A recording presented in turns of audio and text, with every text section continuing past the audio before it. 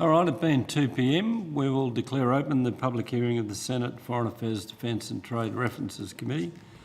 This public hearing is for the committee's inquiry into the United Nations Sustainable Development Goals. This is a public hearing and a Hansard transcript of proceedings is being made.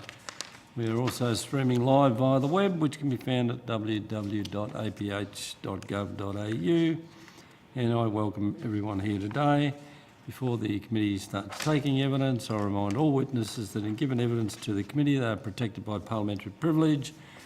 It is unlawful for anyone to threaten or disadvantage a witness on account of evidence given to a committee, and such action may be treated by the Senate as a contempt. It is also a contempt to give false or misleading evidence to a committee. And while the committee prefers all evidence to be given in public under the Senate's resolutions, witnesses have the right to request to be heard in private session. If you would like any of your evidence to be heard in camera, please don't hesitate to let the committee know. And if a witness objects to answering a question, the witness should state the ground upon which the objection is taken, and the committee will determine whether it will insist on an answer having regard to the ground which is claimed. If the committee determines to insist on an answer, a witness may request that the answer be given in camera. As noted previously, such a request may be made at any other time. I remind people in the hearing room to ensure their mobile phones are either turned off or rendered silent. And we have at the hearing today Senator the Honourable Erica Betts, Alex Gallagher and Senator Claire Moore.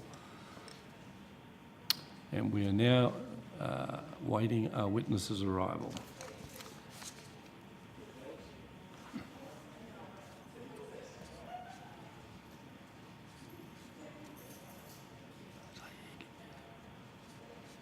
So you've given us quorum, Eric. We've started the hearing, so... Have a nice Christmas, Eric.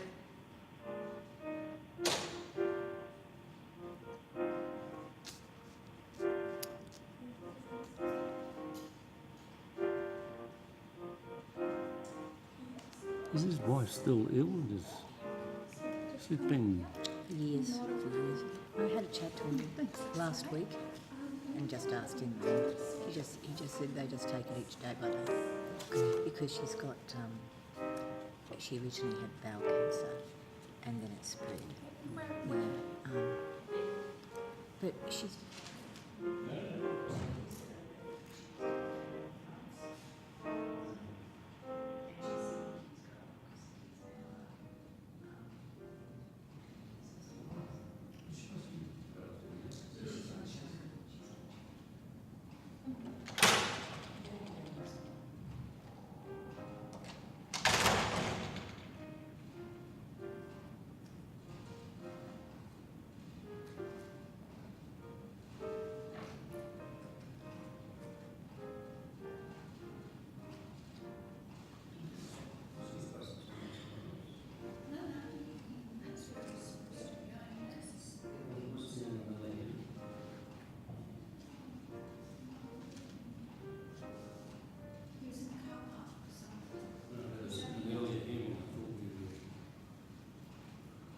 Programmed here, but they didn't count.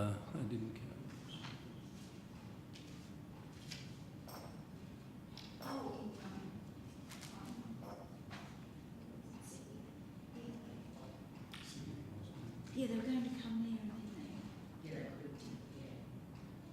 They were working a lot on a reconciliation.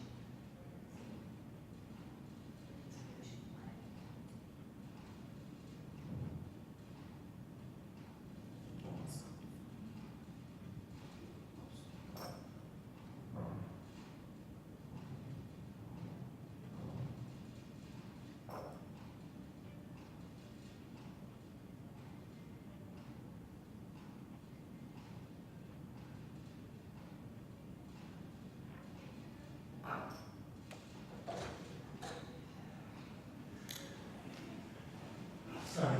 Yeah, no worries. Get your breath back. I know how tough that car parking is.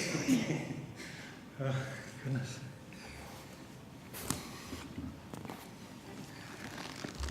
Just get all of that. And I promise you I'll call you Mr. Little when we get started. I promise I'll call you Senator. Oh, one of us will answer. Yeah. Okay, we'd now like to welcome Mr. Rod Little from the National Congress of Australia's First People. Thank you for your time. Information on parliamentary privilege and the protection of witnesses and evidence has been provided to you.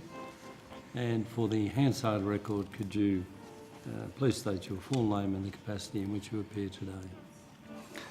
Thank you very much, Senators, for this opportunity. First of all, it's Rod Little, Co-Chair of the National Congress of Australia's First Peoples. Okay. Now, would you like to make a brief opening statement before we go to questions?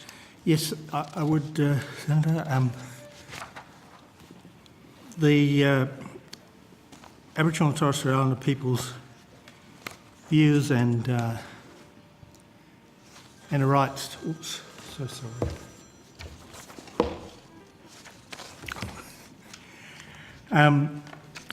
The Sustainable Development Goals, as far as the National Congress of Australia's First Peoples, is very much intrinsic to the rights of the First Peoples.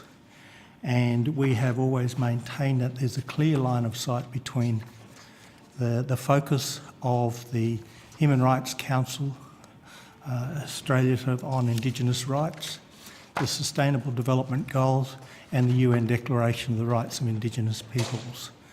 And we find that all of the, if not all, at least a majority of the Sustainable Development Goals impact on First Peoples, not only as First Peoples, but as human beings and Australians. And we want that to be very much noted, and we want that very much to be considered whenever there is an approach to improving the outcomes, the health and well-being of First Peoples.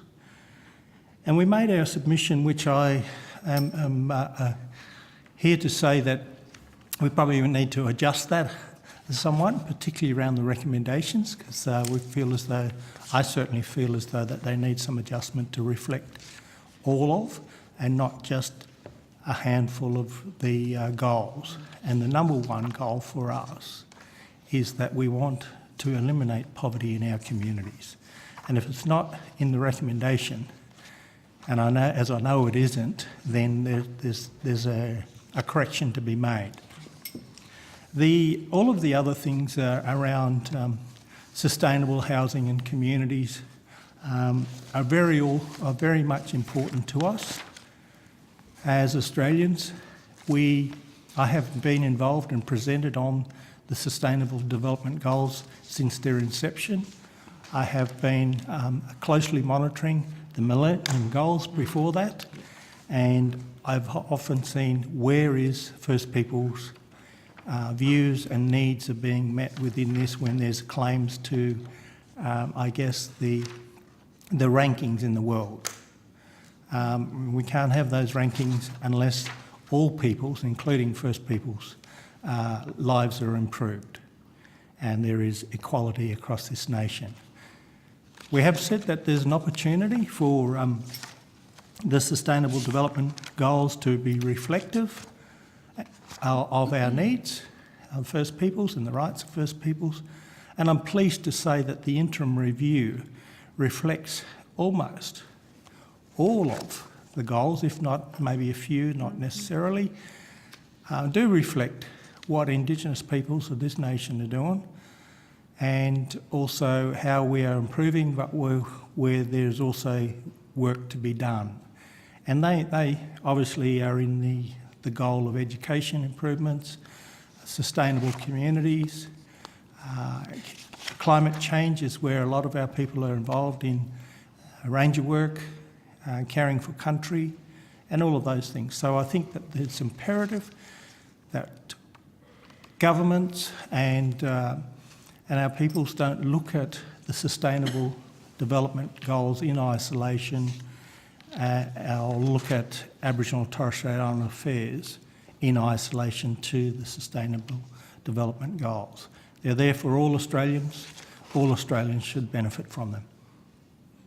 Thank you. Thanks, Mr. Little. Can I just ask a question first up? So,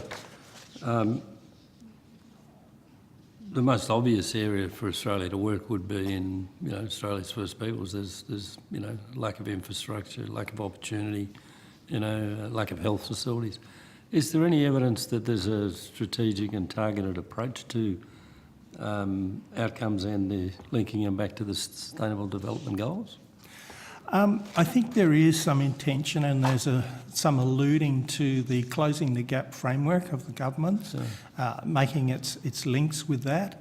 We also believe that the Sustainable Development Goals has this line of sight, if I could use that term, with the Redfern Statement, which demonstrates that First Peoples want to be involved in the development, design and implementation of those matters that can improve. The Closing the Gap refresh is in the process at the moment, and we have consistently said that our involvement in there will heighten the opportunity of likely success. And so we line all these things up. We don't want to be able to talk about these things in isolation. But building capacity will require some, I guess, strategic investment. And we know that investment in these matters are impacted by the cycles of government. And this requires long-term investment, and which we seek generational change. I note in your submission you refer to 3, 4, 8 and 10, and I think you've just sort of highlighted that you might seek to expand that list a bit. So firstly, why was 3, 4, 8 and 10 the immediate sort of priority? I think that was mainly around aligning those with the highest needs at the moment. That's through education. Prioritising. Prioritising, yeah, absolutely. Are there any of the goals that are irrelevant, or are they all? Most of them, and as I've said earlier, that the interim review, or the review that was released not long ago, made comment about Aboriginal and Torres Strait Islander peoples, that just about all of them. There may be a couple that may not be relevant, but they certainly are of interest, because the National Congress believes that if we can make a contribution to this, we're making a contribution to the building of this nation. Senator Moore. Thank you. Thank you, Mr Little. Mr Little, you said earlier that you've done presentations around the SDGs, and I'd just like to get on record just how Congress has been involved.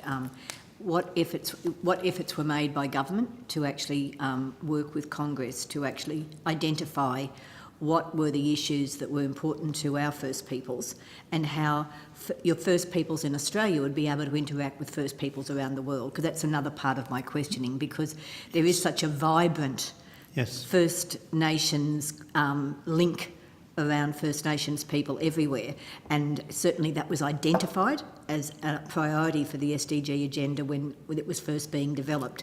If you could just tell us how the organisation has been involved. Yeah, look, I think thank you, Senator Moore, for the question.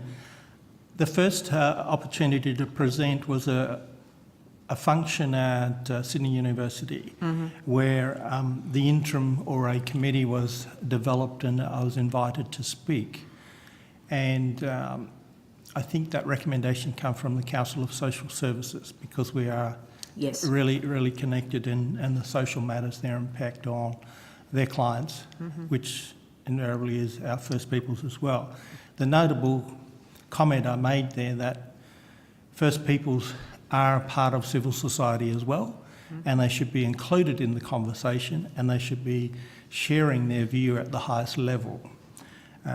Post that, I met at an initial roundtable with the Department of Foreign Affairs, and made the comment that the focus should be on improving all Australians' outcomes, and not be the focus on the rankings and elevating the rankings. So if you do say that in your submission.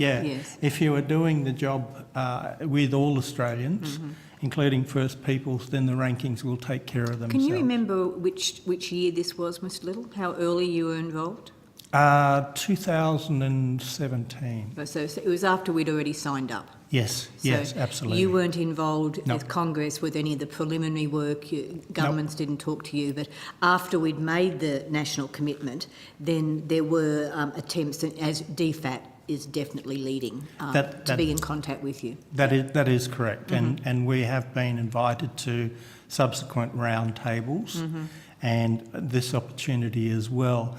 The other avenue of presenting is both the co-chair Huggins and myself have presented at, and we reflect on the Sustainable Development Goals at the UN Permanent Forum on Indigenous Issues, and also the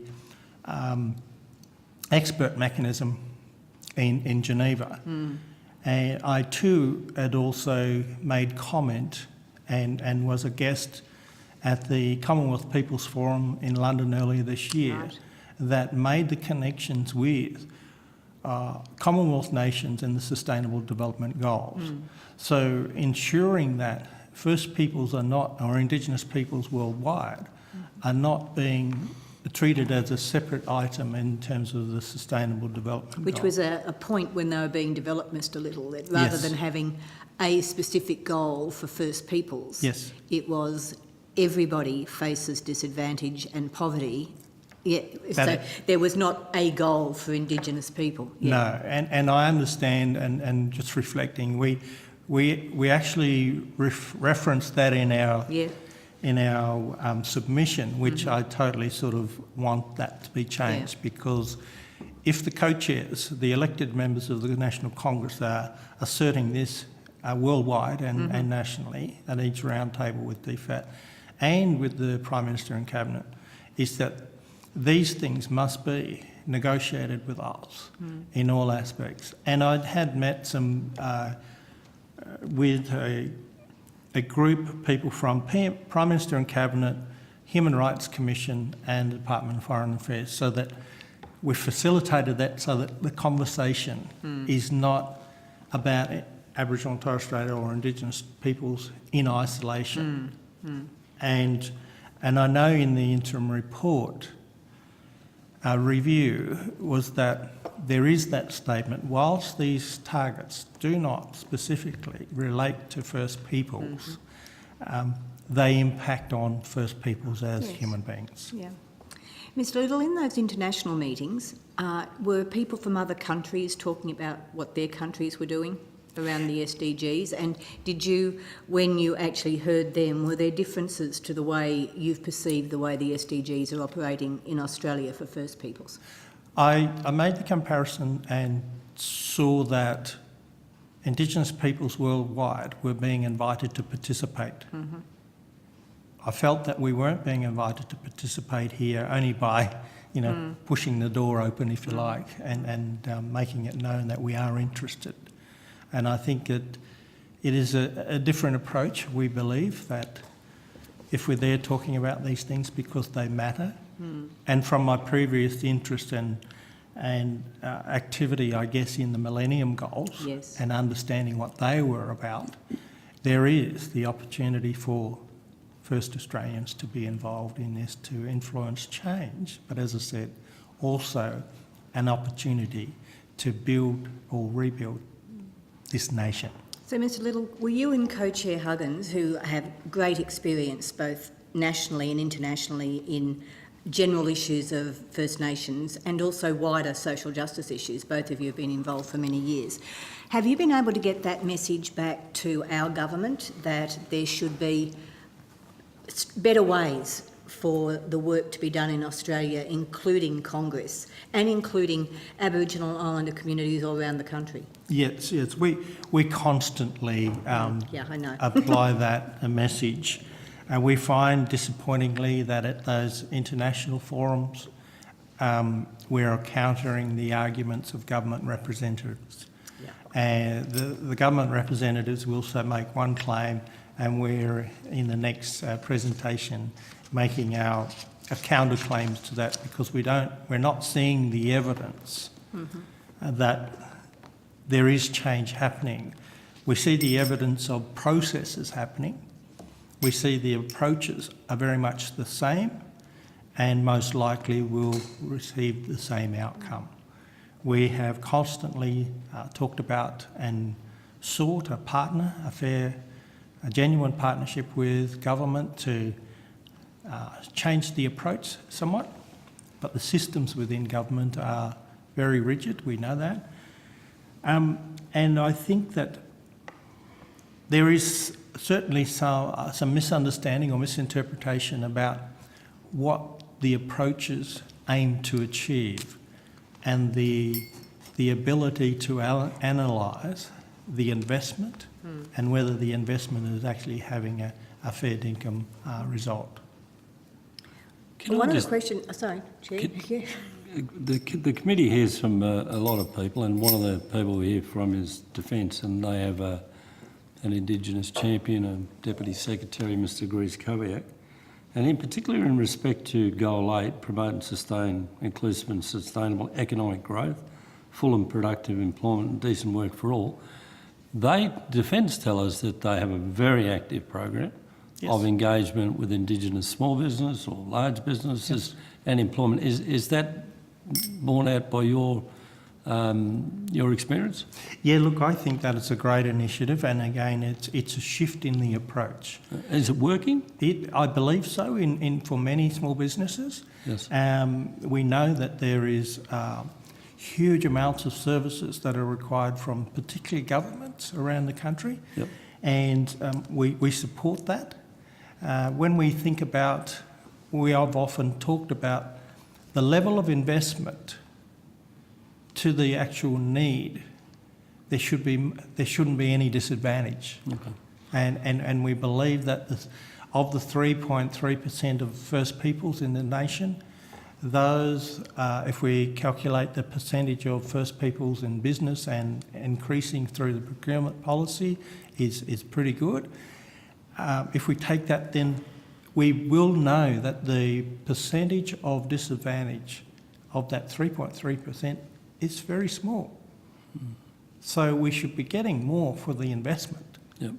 And as that economic growth happens, we believe that as we model the right programs and design, I think that we can work towards, in partnership, to achieve and sustain this progress. I think my experience with organisations like Defence has been fairly good. There's obviously some fears amongst our First Peoples who, in the early stages, but beginning now, seeing what Defence is an opportunity for employment. A lot of the fears in these big institutions about employment is racism and discrimination. And that's always been one of the things that we see as First Peoples that hold us back or prevent us from progressing because of the discrimination. So just to dive into that a bit, there's the ACAP program, which you'd be familiar with, where Defence go and spend 6 months in country, so to speak. And then you've got the Norforce example, which I think is probably the best example of Defence doing very well. So you're not critical of any of that? That's working quite well? Yes. Yeah, I think it's working quite well, and I do have some, I guess, intimate relationships with Norforce in my days in the system, and also some other friends that have been involved in that recruitment and so on. I think it is great.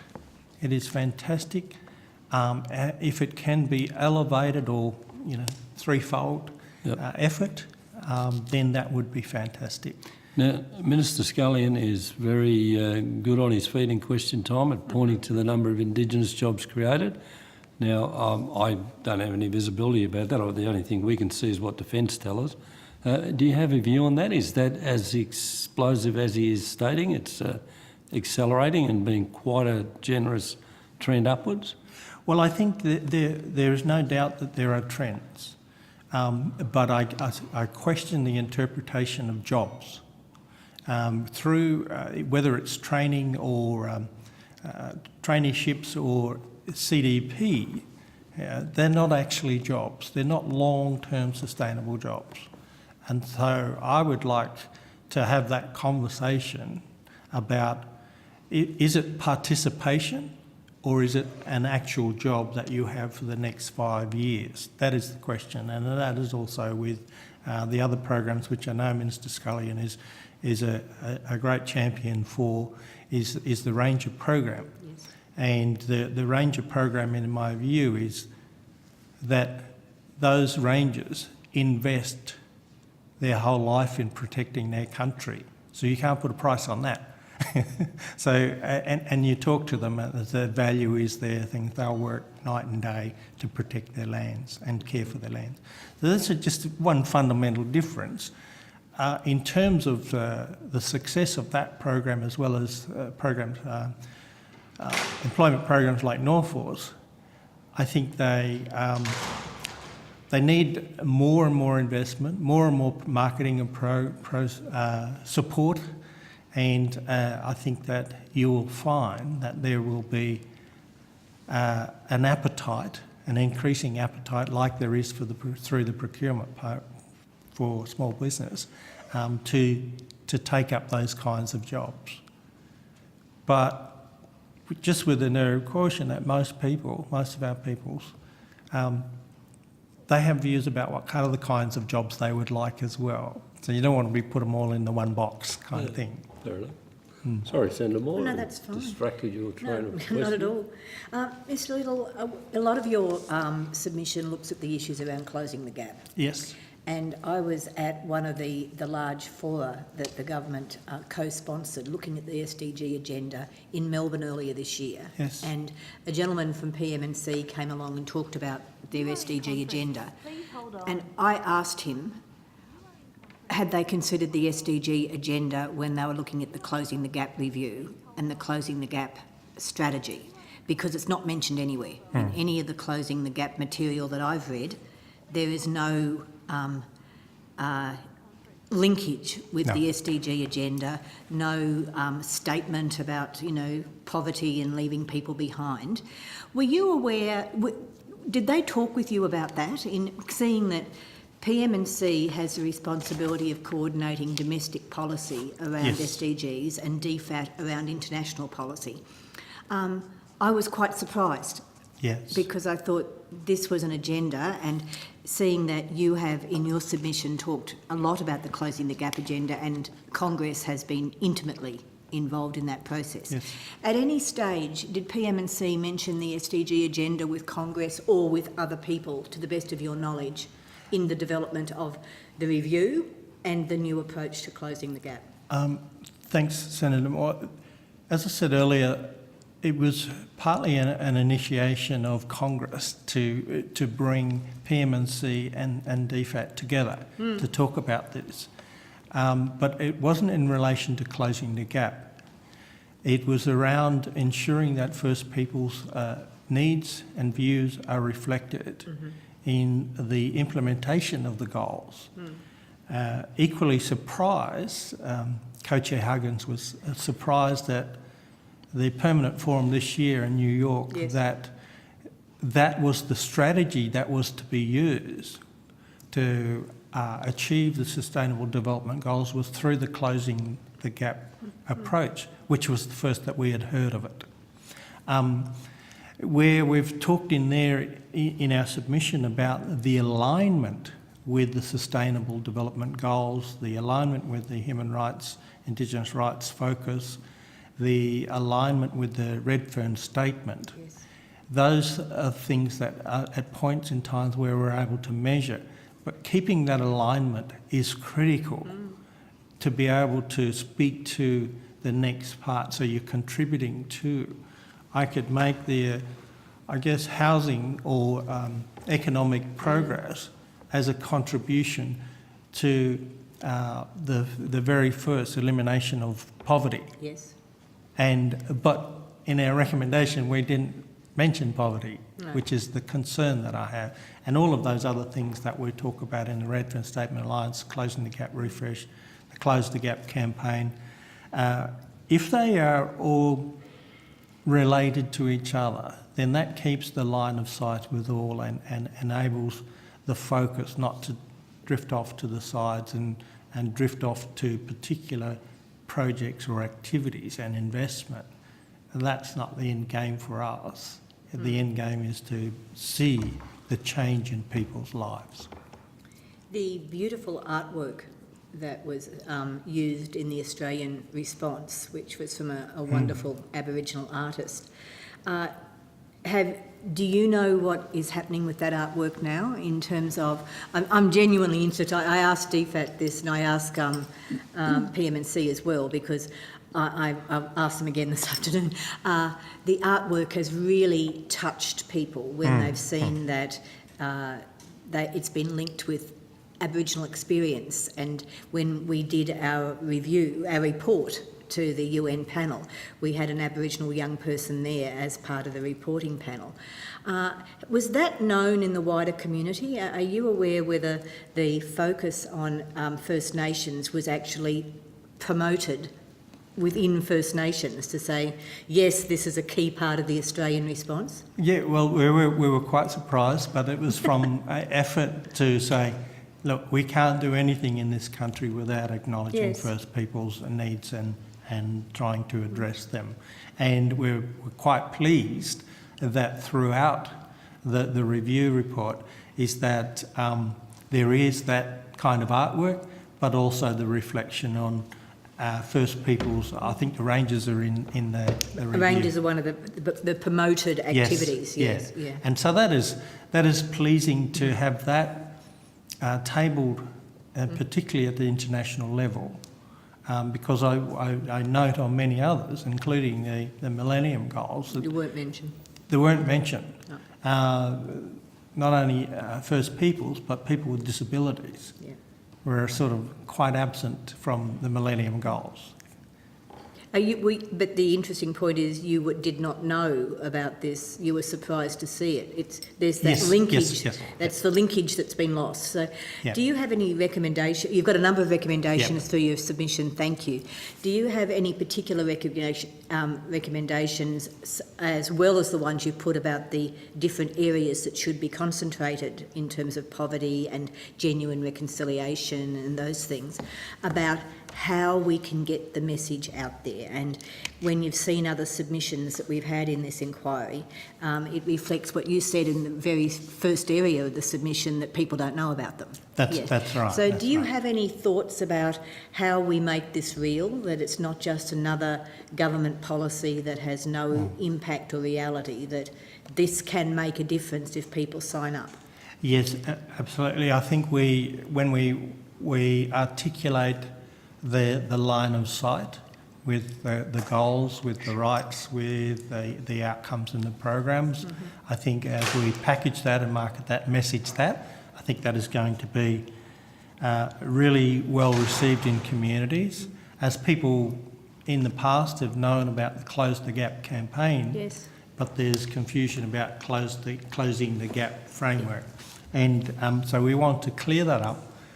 I think where First Peoples know that their well-being is being considered in such documents as, or such targets as the Sustainable Development Goals, they feel that they are a part of the nation and their rights are being included.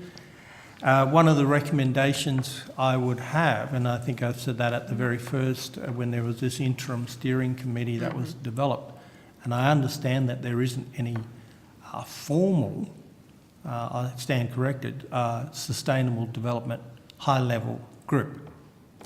Not outside government that I'm aware of. And I would suggest that, recommend that when that discussion group gets together, that the National Congress of Australia's people, First Peoples, is invited to that to maintain the good work that's been done already and maintain that the information is getting out and there is support out there to the community, and knowing that their interests and well-being is being sought at the highest levels. And you don't believe that's being done now? No. And one last question, Mr Little. You might want to take this on notice. The committee is really interested to see whether there's good examples of work being done overseas. That's one of the things to compare what we're doing. If through your work and the work of Co-Chair Huggins, you're aware from the various international meetings you've described where other countries may be integrating the work with their First Nations people into their overall response, where that's working better, or some contacts we could have, that would be very useful if you could share that with us. I will provide those, because off the top of my head there's South America is one place where that, and parts of Africa is where the sustainable development goals are the driving force, coupled with the UN Declaration of the Rights of Indigenous Peoples. And people talk about it when they're presenting absolutely. it. If you could refer us in any way, that would be very, very useful, Mr Little. And thank you very much. Can I just follow up on that line? Can you refer us to any examples of where we are successfully doing that at home? Just to, Okay. you know, Yes, absolutely. if we're doing something really well, we'd like to know about it. Yeah. Excellent. I'll do that. All right, well, thanks very much for your you. appearance and submission and answering our questions. Thank you, Mr. Little. Thank you to for being Congress. late. Do we have a phone conference? I thought I heard that beep beep before. Okay, it appears that we Hello. I'll just welcome Lord Mayor Nuatali Nelms and Miss Amber Stewart from the City of Newcastle. Thank you both for your time. Information on parliamentary privilege and the protection of witnesses and evidence has been provided to you. Senators in attendance today are Senators Moore and Gallagher, with Senator Abetz available on the phone. For the Hansard record, could you each please state your full name and the capacity in which you appear? My name is Nuatali Nelms, Lord Mayor, City of Newcastle. And my name is Amber Stewart and I'm a community planner at City of Newcastle. Now, would you each or one of you like to make a brief opening statement before we proceed to questions? Oh yes, I can start. It's Nuatali Nelms. I'll just acknowledge today that I'm giving evidence via phone to the Senate inquiry on the traditional country of the Awabakal and Worimi peoples. The City of Newcastle recognises their cultural heritage, beliefs and continuing relationship with the land, and I pay respects to elders past, present and future. I'd just like to say thank you for the opportunity, Senators, to present to you today. It is a wonderful opportunity for the City of Newcastle to provide evidence to you, and I'd also like to just thank your committee staff for the assistance in the provision of this evidence. I'd also like to say as well that we congratulate the Australian Government for adopting the SDGs in 2015. We, as you may or may not be aware, at the City of Newcastle are a United Nations city and a UN training hub for natural disaster preparedness in the Asia-Pacific region. This is through the CIFAL International Training Centre located at the University of Newcastle. So we know, we have very first-hand knowledge and we are very aware of the importance of the SDGs at a very local level, but both at a national and international level. And we're also really proud to be one of the only New South Wales councils to be involved in the first rollout of the UN Global Cities Compact program. It's been a long-held belief for us here at the City of Newcastle that particularly wealthy First Nations like Australia, with prosperous cities like Newcastle, do have a role to play in addressing the SDGs. Because if we can't act as global role models, it's be very difficult for us to impose expectations on emerging nations to embrace these important goals and targets. Local government as an organisation, and I know you are aware of this federally, has very strong ties to our local community, and we are exceptionally well positioned to assist the federal government to progress not just the adoption of the SDGs in our overall strategies, but also to work how we can identify opportunities for implementation and collaboration, not just across the City of Newcastle, but around the country. So while the SDGs were designed a lot with national governments in mind, we believe that the 2030 agenda requires action from obviously a broad range of stakeholders and partnerships. And as one of the second largest cities in the most populated state in the nation, we believe we have a particular role to play at a local level to actually implement and achieve these SDGs. And I know cities like Melbourne have already referenced this to the committee before, but particular importance to cities like Newcastle is SDG Goal 11, Sustainable Cities and Communities, which talks to cities being inclusive, safe, resilient, sustainable, are very, very relevant, I believe, for all urbanised areas in local government. But furthermore, just so the committee is aware, we have at the City of Newcastle, obviously under state legislation and process, an integrated planning and reporting framework, and part of that planning and reporting framework is to have an adopted community strategic plan, which is much broader than just what local government is going to deliver in our city and in our area. And we have gone through another iteration of consultation with the community and actually aligned our community strategic vision with the Sustainable Development Goals. So they sit in an overarching document shared with our community of how they see our city in 2030. And a lot of our budgeting and operational processes fall out of that broad strategic document. So that's basically a summary of what we at the City of Newcastle want to see adopted in more cities and also regional areas across Australia.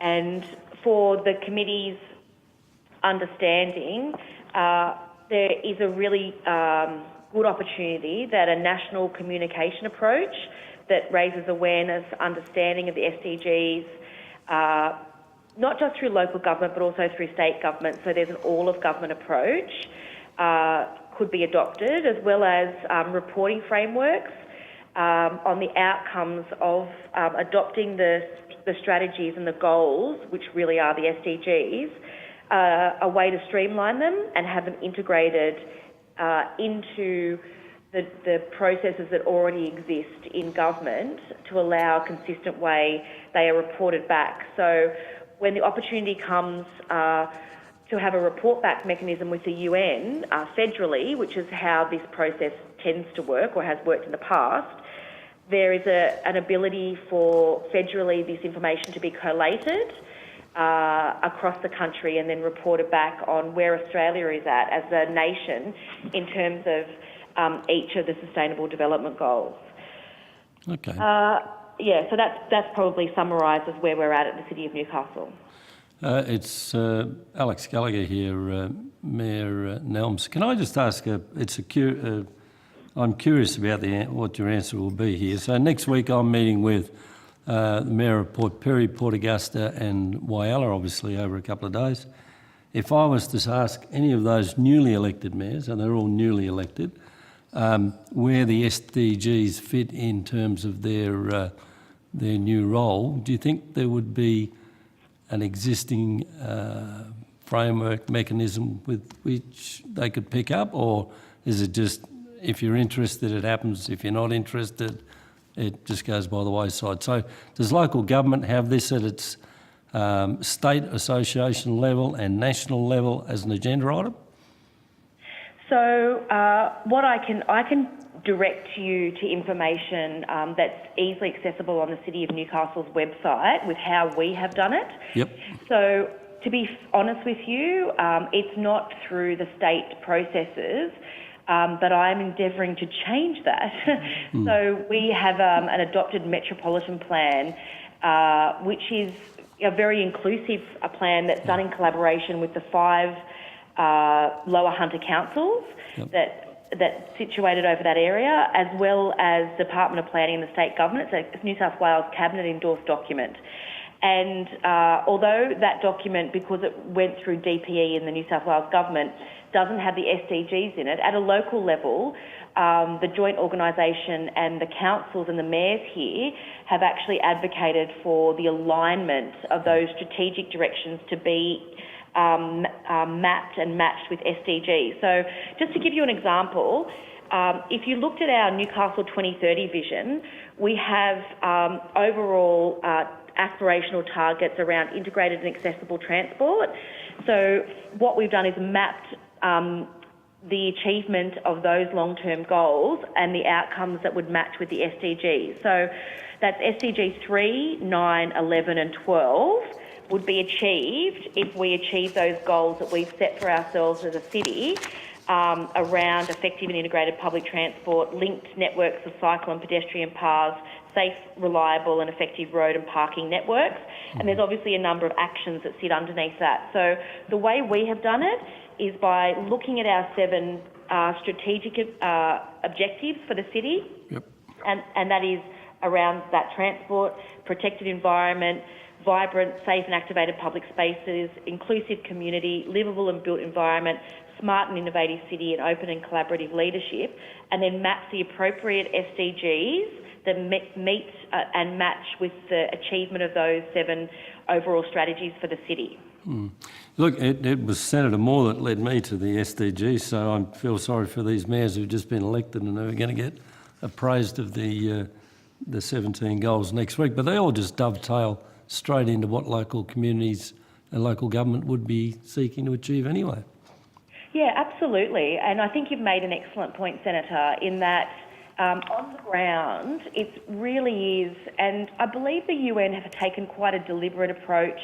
Although a lot of the diplomatic ties and relationships and networks with the UN are through national governments, a lot of the actions that they see as able to be implemented are through municipal or local government authorities. And I think the UN has been very deliberate about the way they're trying to re-engage with local authorities internationally, understanding that a lot of those on-the-ground outcomes, you know, whether it's around waste collection, sewer, access to clean drinking water, you know, all of that sort of municipal type services that local government provides, on top of the community and cultural services, are done at a very local level. So the SDGs lend themselves to be mapped at a local level, and the opportunity, you know, now is there. So the other important thing, Senator, that I think that you'll be interested in is that we ran these workshops through a broad range of stakeholders in the community, and this would be interesting when you are going to see the mayors around Port Adelaide, is that you understand the capacity of the Port of Newcastle, and one of the world's largest coal export ports, is that one of the providers of coal exports, Port Waratah Coal Services, in their capacity as in civil society and as a large business in the city of Newcastle, have taken it upon themselves to voluntarily map the SDGs into their future strategic plan as well. Excellent. Senator Moore. Thank you, and thank you, Mayor, and your community planner for coming on and talking with us. I had heard about the work that your council had done, and I was really wanting to get it on record to show that what local councils can do off their own bat to actually identify what happened. I was interested to hear, and I'd just like to get a little bit more on record about how you and your whole team went out and talked at the local level about your new plan and how it would operate, and talked with them about the SDGs. Can you give us some more information about that? And also whether people were frightened of the discussion around the SDGs. Some of the feedback we've got is that people are not comfortable with talking about something that's so big and complex as the Sustainable Development Goal agenda. Yes, absolutely. And thank you, Senator Moore, and thank you for your recent visit to Yes, it was Newcastle. lovely. Yeah. It was great to have you here, and it's always great to have representatives of the federal government in Newcastle. They're always very, very welcome. I will just go back to, because I know you're from Queensland, and I think some of the other senators on the committee are from different states. Yes. It's hard for me because I can't exactly speak to the the way local government is legislated in different states. But the best thing I can do is probably go back to my discussion around the integrated planning and reporting framework. So the New South Wales government a number of years ago adopted a planning and reporting framework to help, I think, local government at the time, this is going back quite a few years, to be more strategic about the way they implemented their annual works programs. And obviously there's a range of types of local government. Some are big cities like ours and some are very small rural councils. So, you know, it can be a daunting process. But essentially by doing that, they basically said every local government area has to develop a community strategic plan. And that is outside what they expect local government to develop. That's just their vision for how they see their city in the future, and a number of items or aspirations of the city or the local government area in those community strategic plans. Some of the roles and responsibilities will be for local government, some will be for state, some will be for federal, some will be for civil society or the not-for-profit sector, but it is a holistic document that represents the views of your community. So given that we have that as a legislative requirement, we did that first exercise with our community back in 2010. And we actually took 18 months to do that.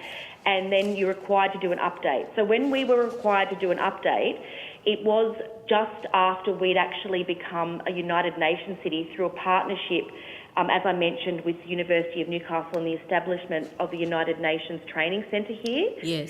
And because of that partnership and that link with the UN, obviously the newly adopted SDGs came into provenance at the same time as that partnership was formed. So there was a lot of awareness in the community about the UN partnership with the city and the University of Newcastle. So from my experience, it hasn't been at all daunting to talk about any of the SDGs, because they're basically like just common sense. So basically, we want to have.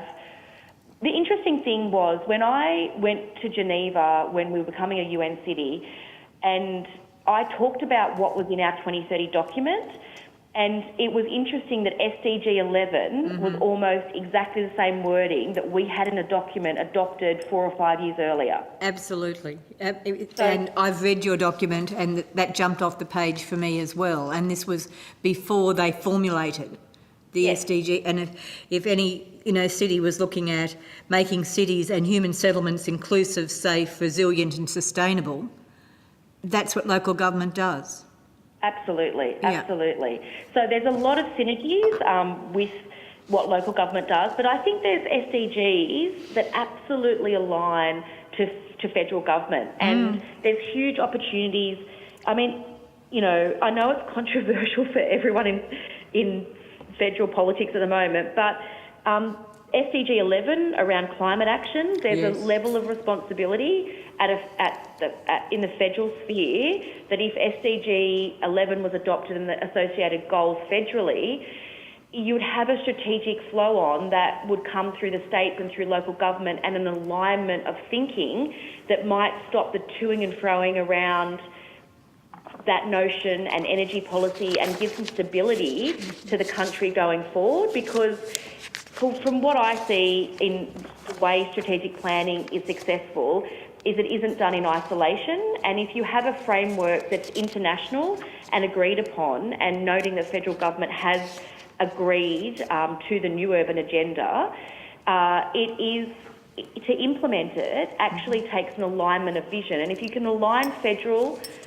state government and local governments to a future vision that is around the SDGs, in the way they allocate budget or do their policy work, then there's an alignment of what the country is doing at all levels of government, and you'll be more effective and efficient in delivery of services, but also in the way the country moves forward as a global citizen in the future. And modelling and monitoring what you're doing as well in terms of assessment about what's working and what's not.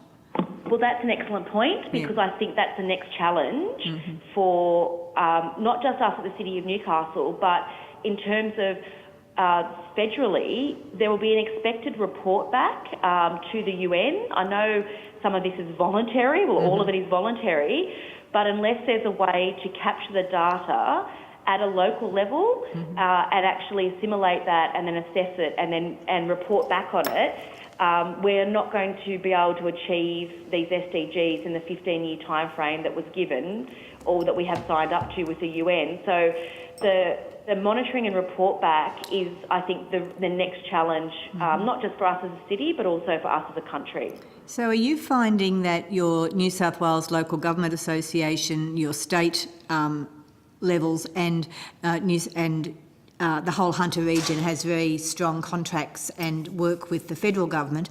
Are you finding that the SDG agenda is used as a discussion point when you're talking with the other levels of government?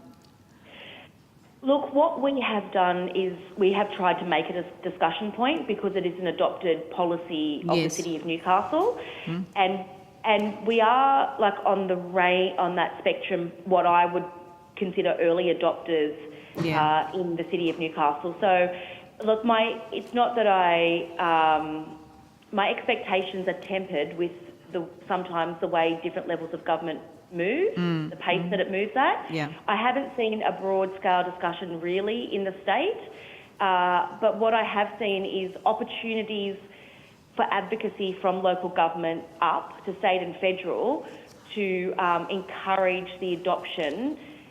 If you just do the adoption with a strategic alignment, then you can actually then have the flow-on effects down through different agencies and different silos within government.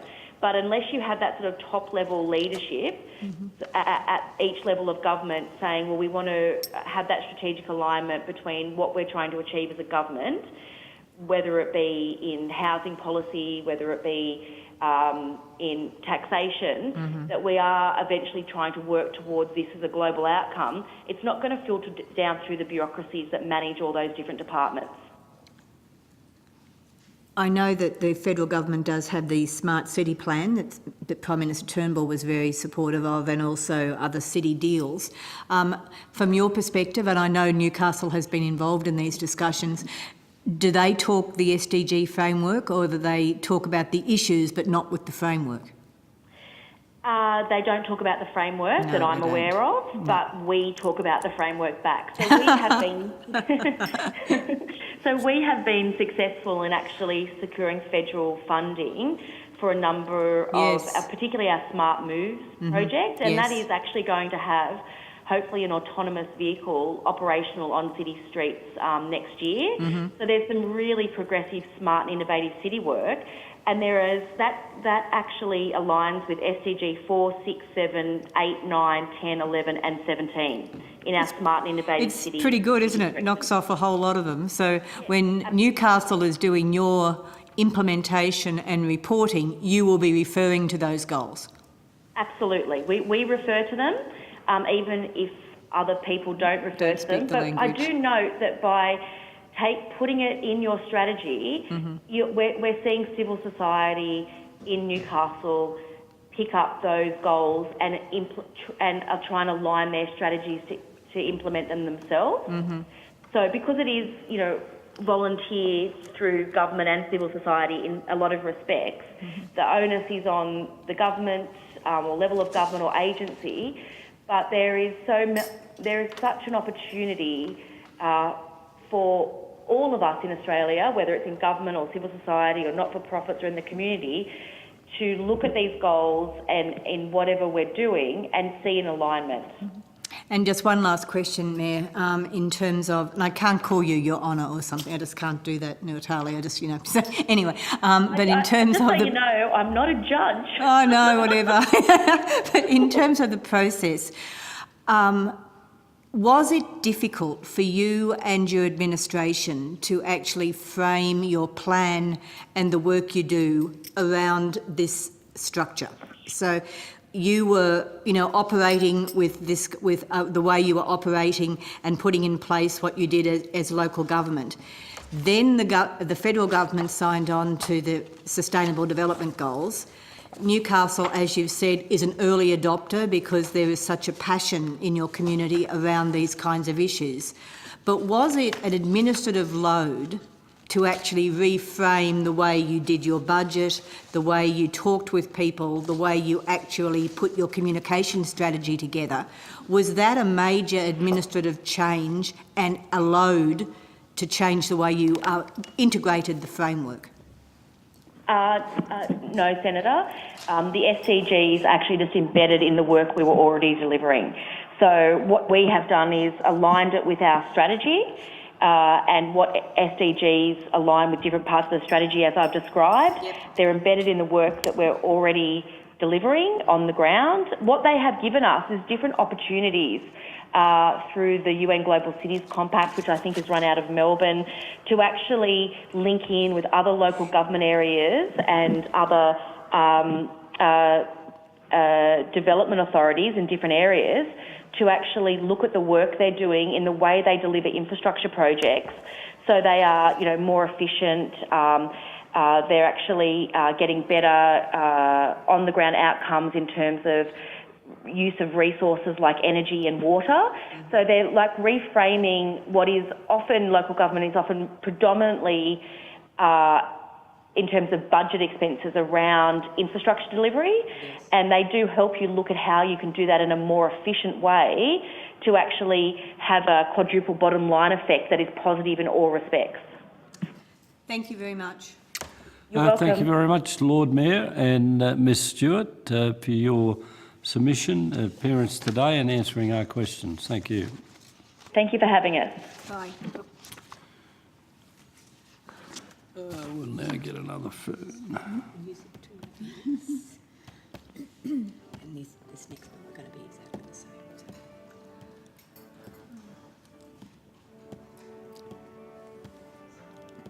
People in Newcastle have not been spared by the SDG.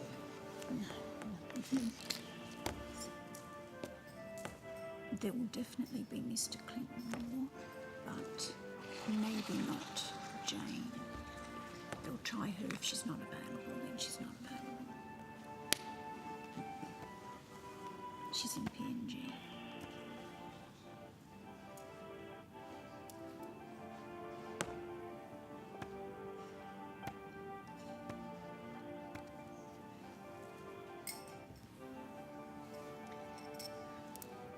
This next mob are planners.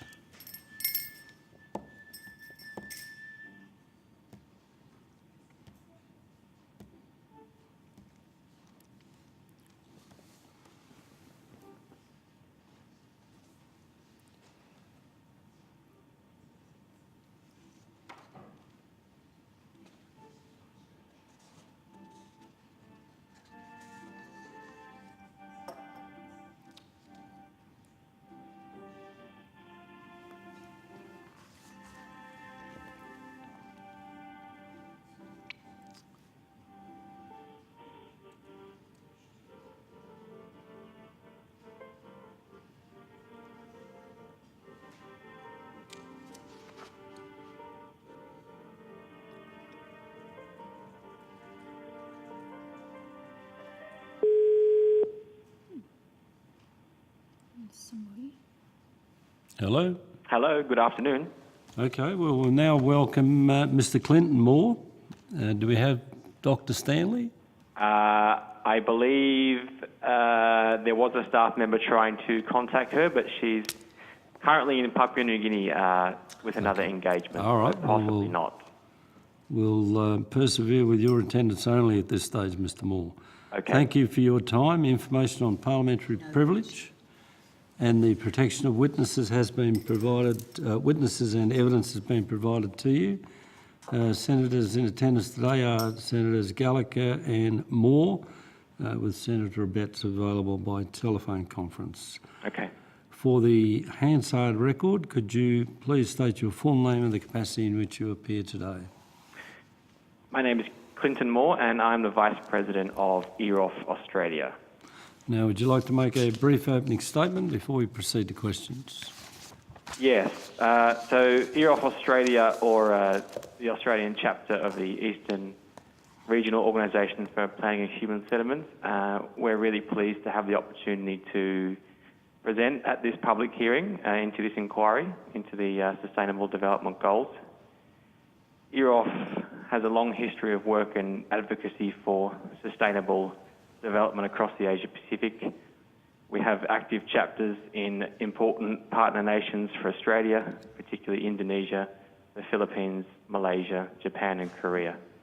EROF is a member of the UN Habitat General Assembly of Partners. It was founded in 1956 and the Australian chapter was set up in 2010. The Global Secretary is currently in Kuala Lumpur. And I'd like to acknowledge Mia Davison, who's now the President of EROF International. So our organisational purposes are to consolidate and promote expertise in developing and maintaining human settlements. We provide a forum for collaboration amongst different stakeholders in addressing planning and human settlement issues. We promote personal and professional development of our membership. We facilitate the exchange of information, experience and ideas among our membership, and we foster links with our other chapters across the Asia Pacific. Our membership is drawn from across the country and across many disciplines and work areas. We have local and state government staff, we have staff from academia, the private sector, architects, urban planners, urban designers, geographers, youth leaders. And I'd just like to acknowledge Dr. Jane Stanley, who unfortunately is unable to be on the call, our president.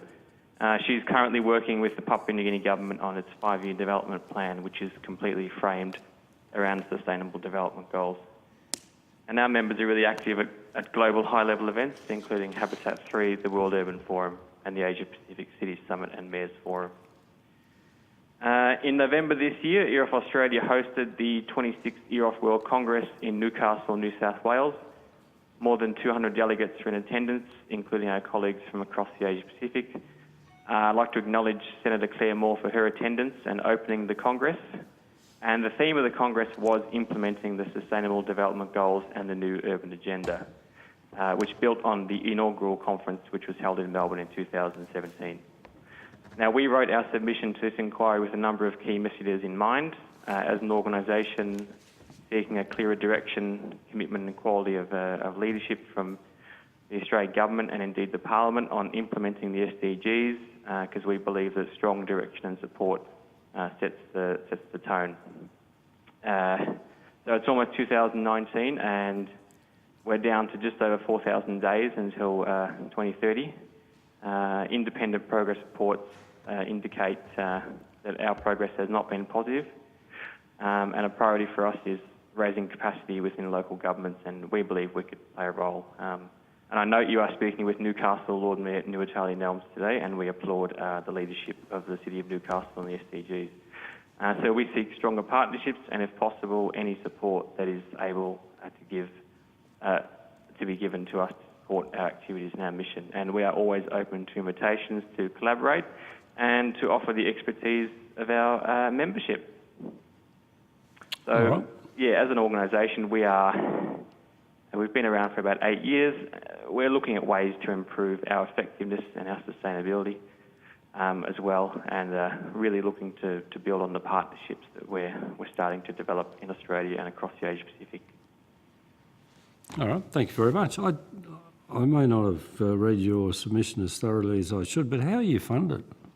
We are completely funded by membership. So we have about, I don't have the exact figure of the number of members we have. It's not a lot, but it's completely membership based. So that's individual financial contributions. Okay, thank you. Senator Moore.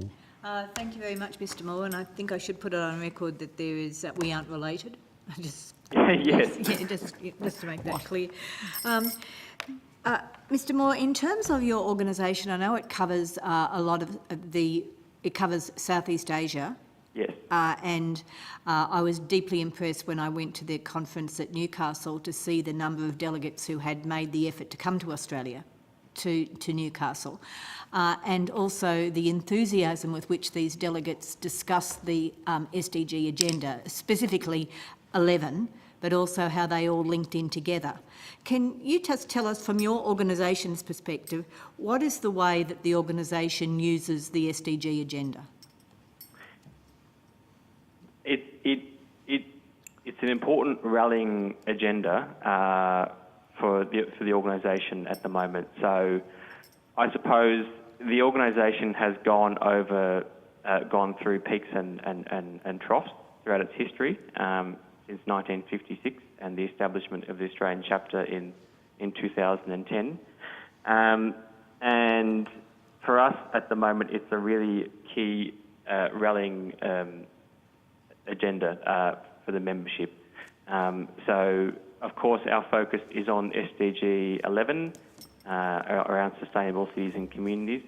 I will say that the chapters, even though they are part of the same organisation, they do have a different way of working in their own particular country context. So, for example, the Philippines chapter is highly active and engaged, but they have linked their membership of EROF to an architecture body in the Philippines. Yep.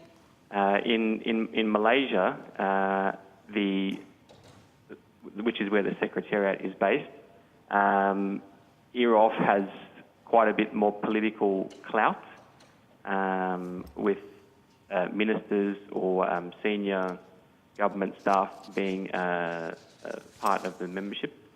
And in Indonesia, it's once again different. So each of the chapters may work with the SDGs a bit differently, and indeed, to the question before, may get funding from different sources.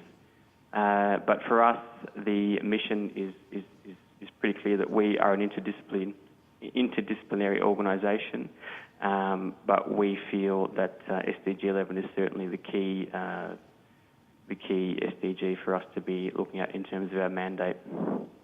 So, from the experience you have in the organisation, you know that one of our criteria in this particular inquiry is looking at what we can learn from how the SDG agenda is being developed in other countries. Yes. Have you found different responses from other countries, apart from the way that they're linked into their governments, as you've just described? From your experience, are other governments working more effectively with the SDG agenda than Australia is? Because it was certainly something that I heard talked about at the breaks at the conference. So there are, as you would know, Senator, there are numerous examples of not just national governments, but local and regional governments around the world who are being more proactive in using the language or the framing of the SDGs. There are a number of countries, including Denmark, which has a strategy called Denmark Strategy for Development Cooperation and Humanitarian Action, which is framed by the SDGs. Germany has the German Sustainable Development Strategy. Japan has the SDGs Implementation Guiding Principles. Nigeria and Zambia are African countries with examples of national plans or strategies framed by the SDGs. If you look at the local level, so of course in the US there's the US City Sustainable Development Goals Index, and there are a couple of local governments in Australia, namely Newcastle and Melbourne, to the best of my knowledge, that have really started to engage the SDGs into their thinking or their planning. So it's quite disparate in terms of which local, regional and national governments are looking at the SDGs more than others. Certainly we'd like to see more of it. And we know that a lot of the work, a lot of the good work happens in local government, but some of them are looking to state governments and, of course, the federal government for leadership in terms of not just a plan, but increasing the awareness and the rhetoric on the SDGs. In terms of the Australian government's policy around livable cities and planning, which is so much part of your organisation's engagement, the Safe Cities project, is it Safe Cities? The Smart Cities Plan and City Deals, which is part of the government strategy.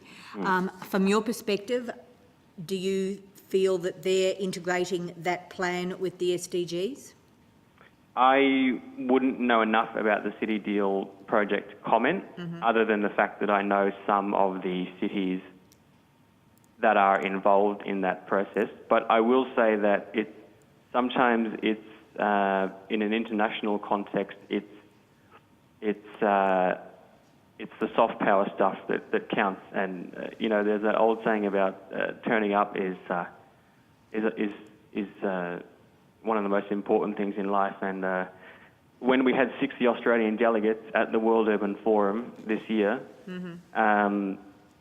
and we realised that the Australian government, or there are no senior public servants, to our knowledge, in attendance from Australia, and Australia did not take out a booth in the expo space.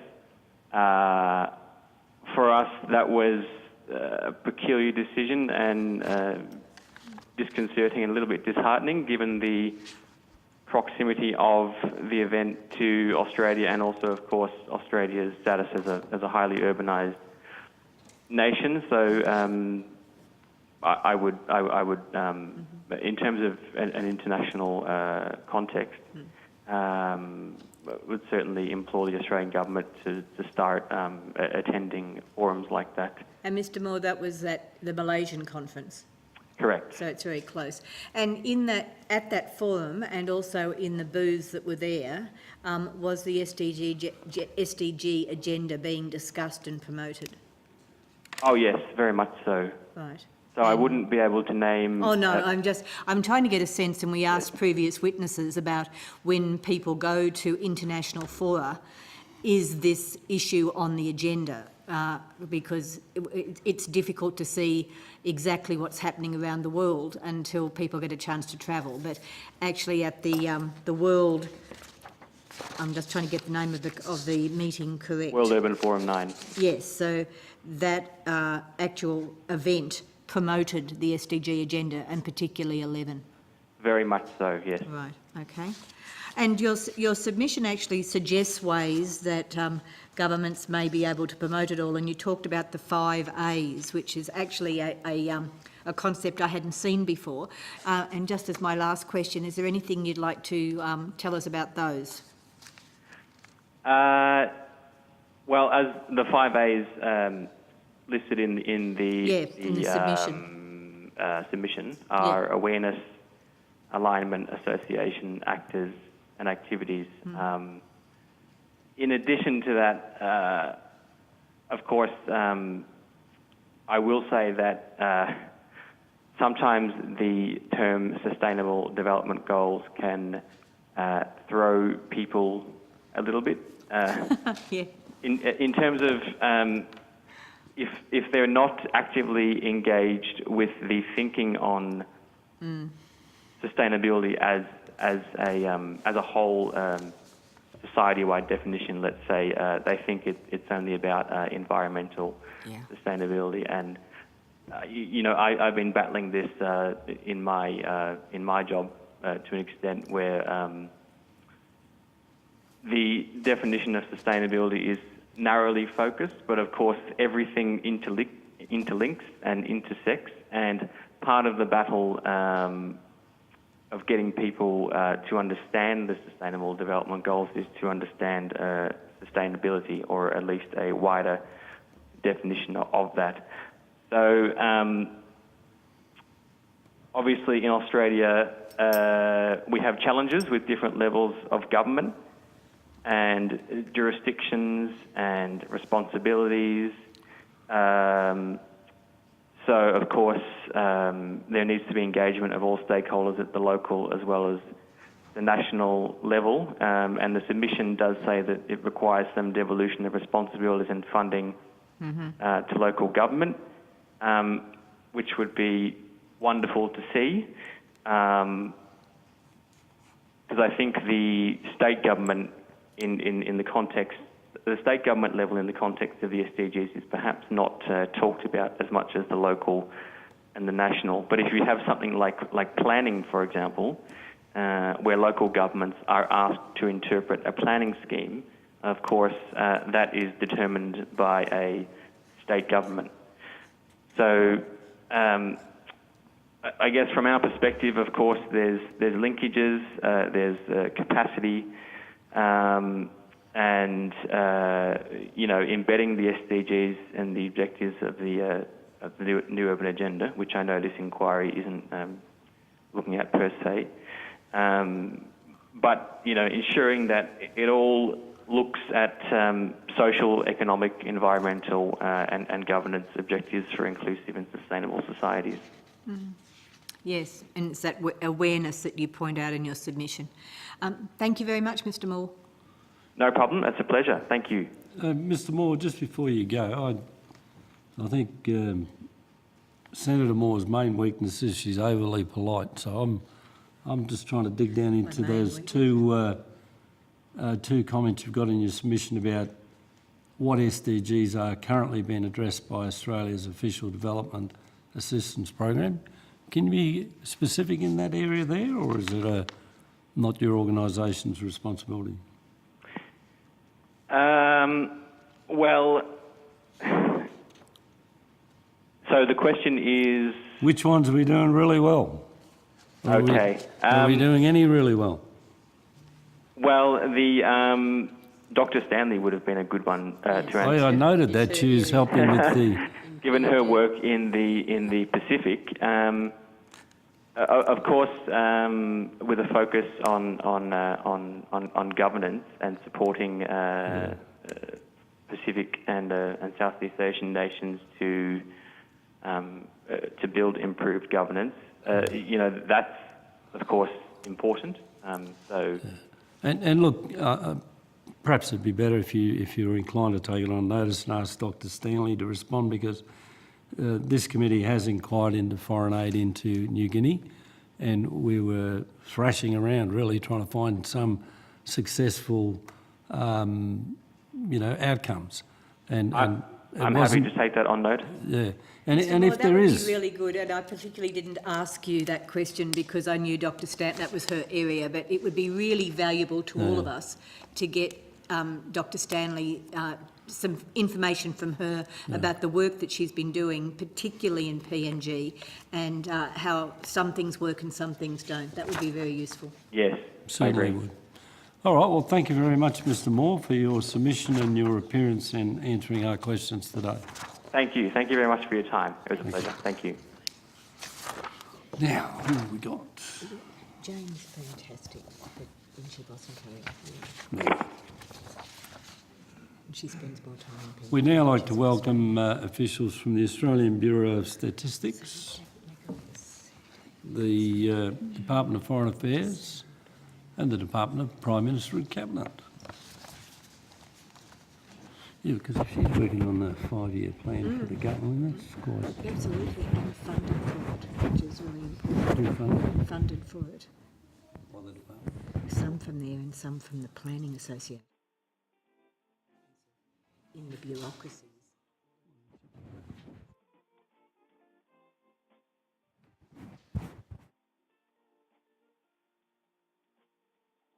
Okay, thank you all for your time. Information on parliamentary privilege and the protection of witnesses and evidence has been provided to you.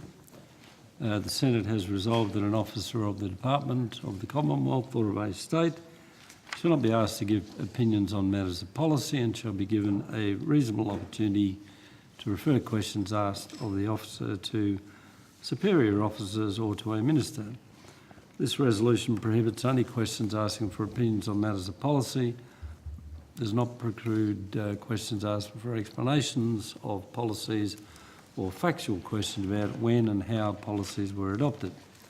So for the Hansard record, could you each please state your full name and the capacity in which you appear today? Adam Shepherd, Acting Assistant Secretary, Economic Policy Branch at Department of the Prime Minister and Cabinet. Jason McDonald, Chief Advisor, Domestic Policy Group, the Department of Prime Minister and Cabinet. Kate Rogers, Assistant Secretary, Development Policy and Education Branch, DFAT. Deb Livermore, Assistant Director in Development Policy Division of DFAT. Emily Walter, Director of Household Characteristics and Social Reporting at the ABS. Simon Bartlett, Assistant Director in the Household Characteristics and Social Reporting section, the ABS. Now, given the number of departments present, I understand that we've advised that we're going to proceed straight to questions. Is that okay? Well, can we start off with the last question? Which ones are we kicking goals on? Which of the SDGs are being implemented and are an outstanding story of success in our foreign aid program?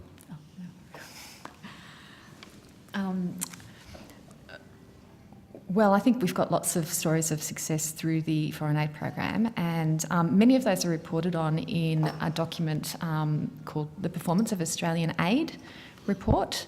That's a publicly available document, and that is a formal requirement for our reporting each year.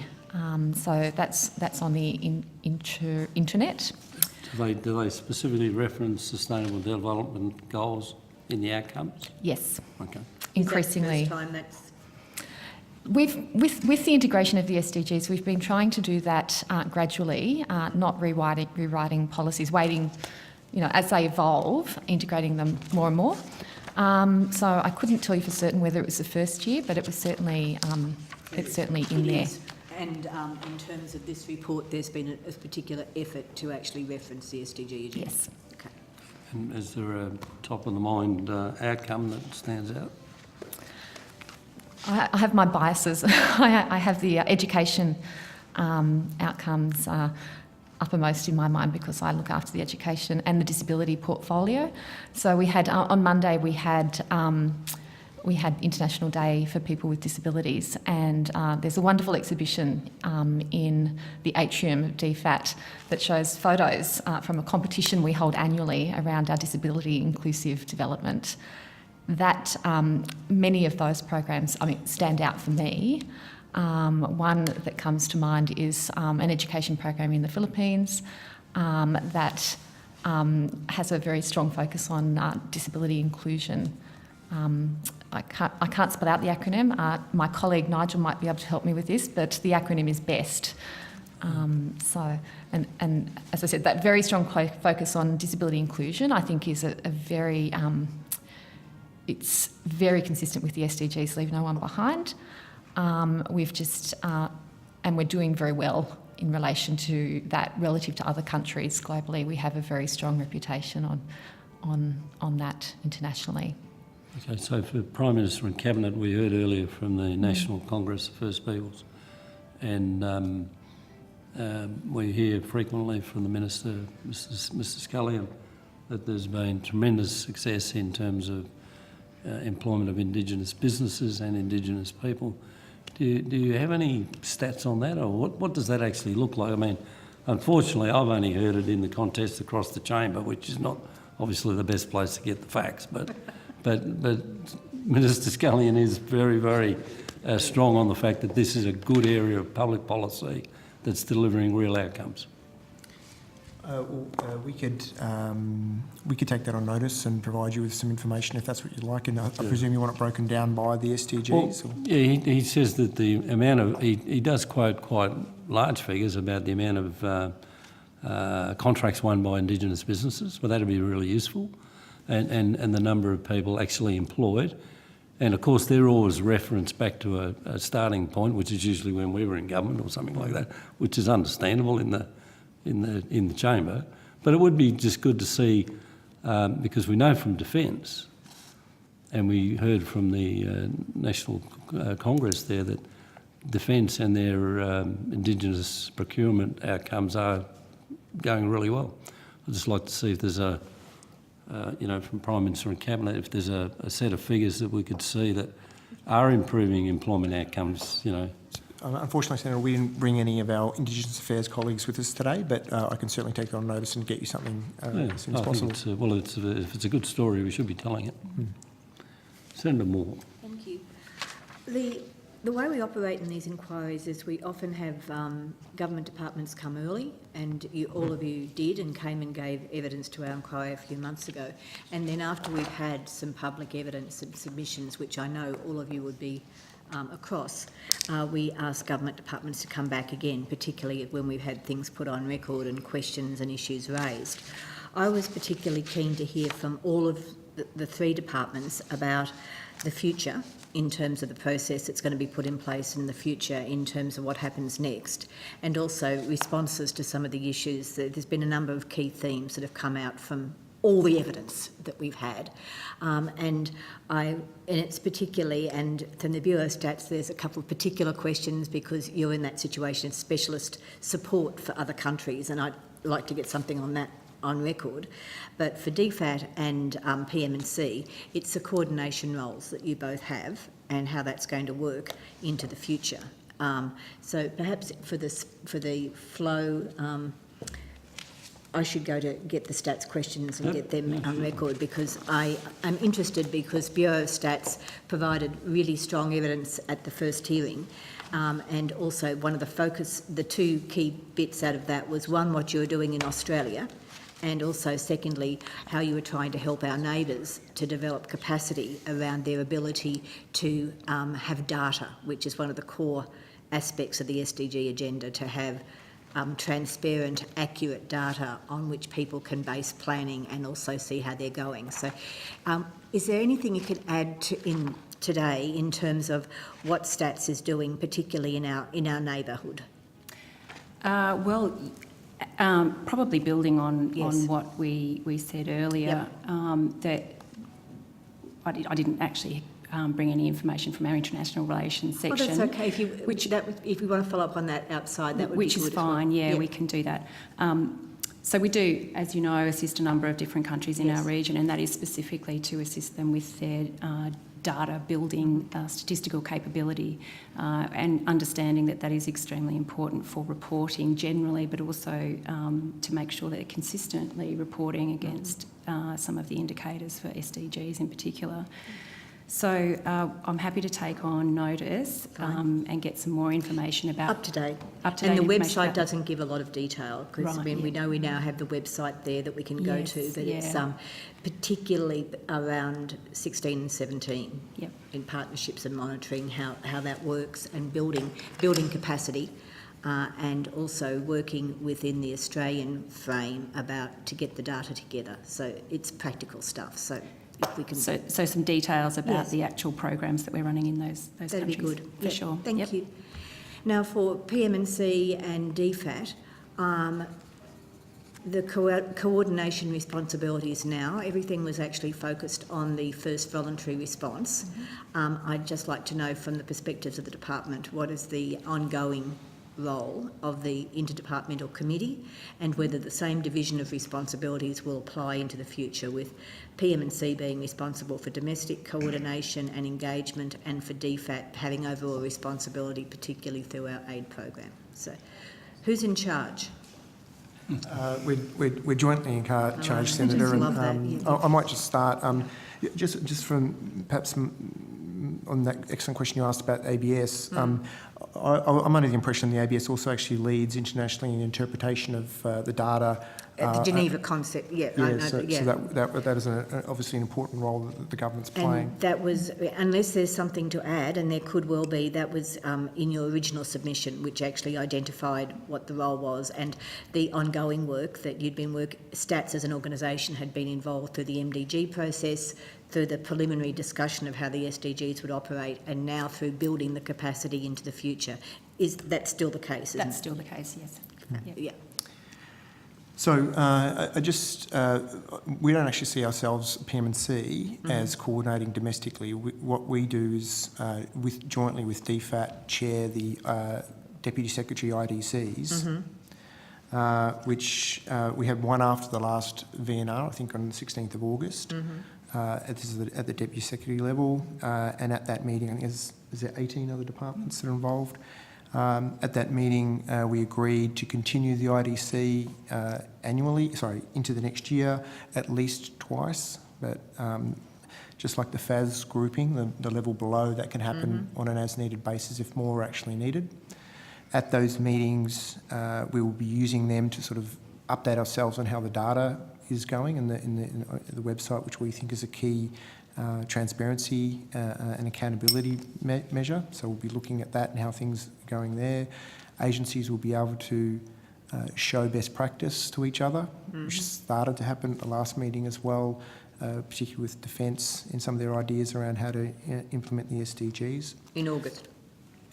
At the last meeting that was discussed. And so that's the kind of model that we're going forward. It'll be sharing information, updating information, and best practice in terms of accountability.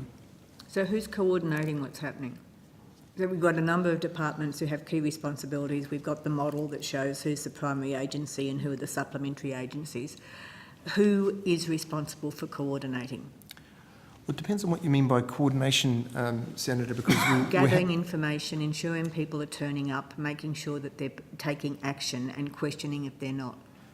Well, that's what at the IDC, that's what, and DFAT and PMNC will be calling that meeting, and we will, obviously expecting agencies to turn up. And at that meeting, what happens is we go around the table and everyone explains what they've been doing against the SDGs. Okay. Now, because who chairs?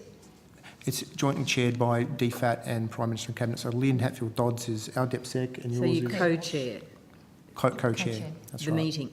Yeah. Okay. It's a very large meeting, so there's a lot of work for one chair to do. Fine. So we go around the table and everyone sort of updates themselves on where they're up to. In terms of... Because the government's point of view is that the SDGs are consistent with their current government policy. To the extent they have to deliver government policy, they're also delivering the SDGs. So there's that kind of accountability, which is, the primary accountability. So in terms of the annual reports this year, has anyone actually done a review of the annual reports of Commonwealth governments to see who has actually presented their annual reports along the SDG agenda? Well, that would be up to each individual agency to... So my question remains, and I'm sorry to be short, but okay. My question remains, who coordinates that every government agency that is on this list has actually in their annual reports focused on the SDGs? Or use the SDG agenda as the infrastructure for their annual reports? And if they haven't, and I'm the first to say I haven't read all the annual reports, that's one of my joys in the next couple of weeks, I would actually almost be prepared to put money on the fact that the annual reports for each of these departments do not all mention the SDGs. DFATS does. And Prime Minister and Cabinet does as well. That's two.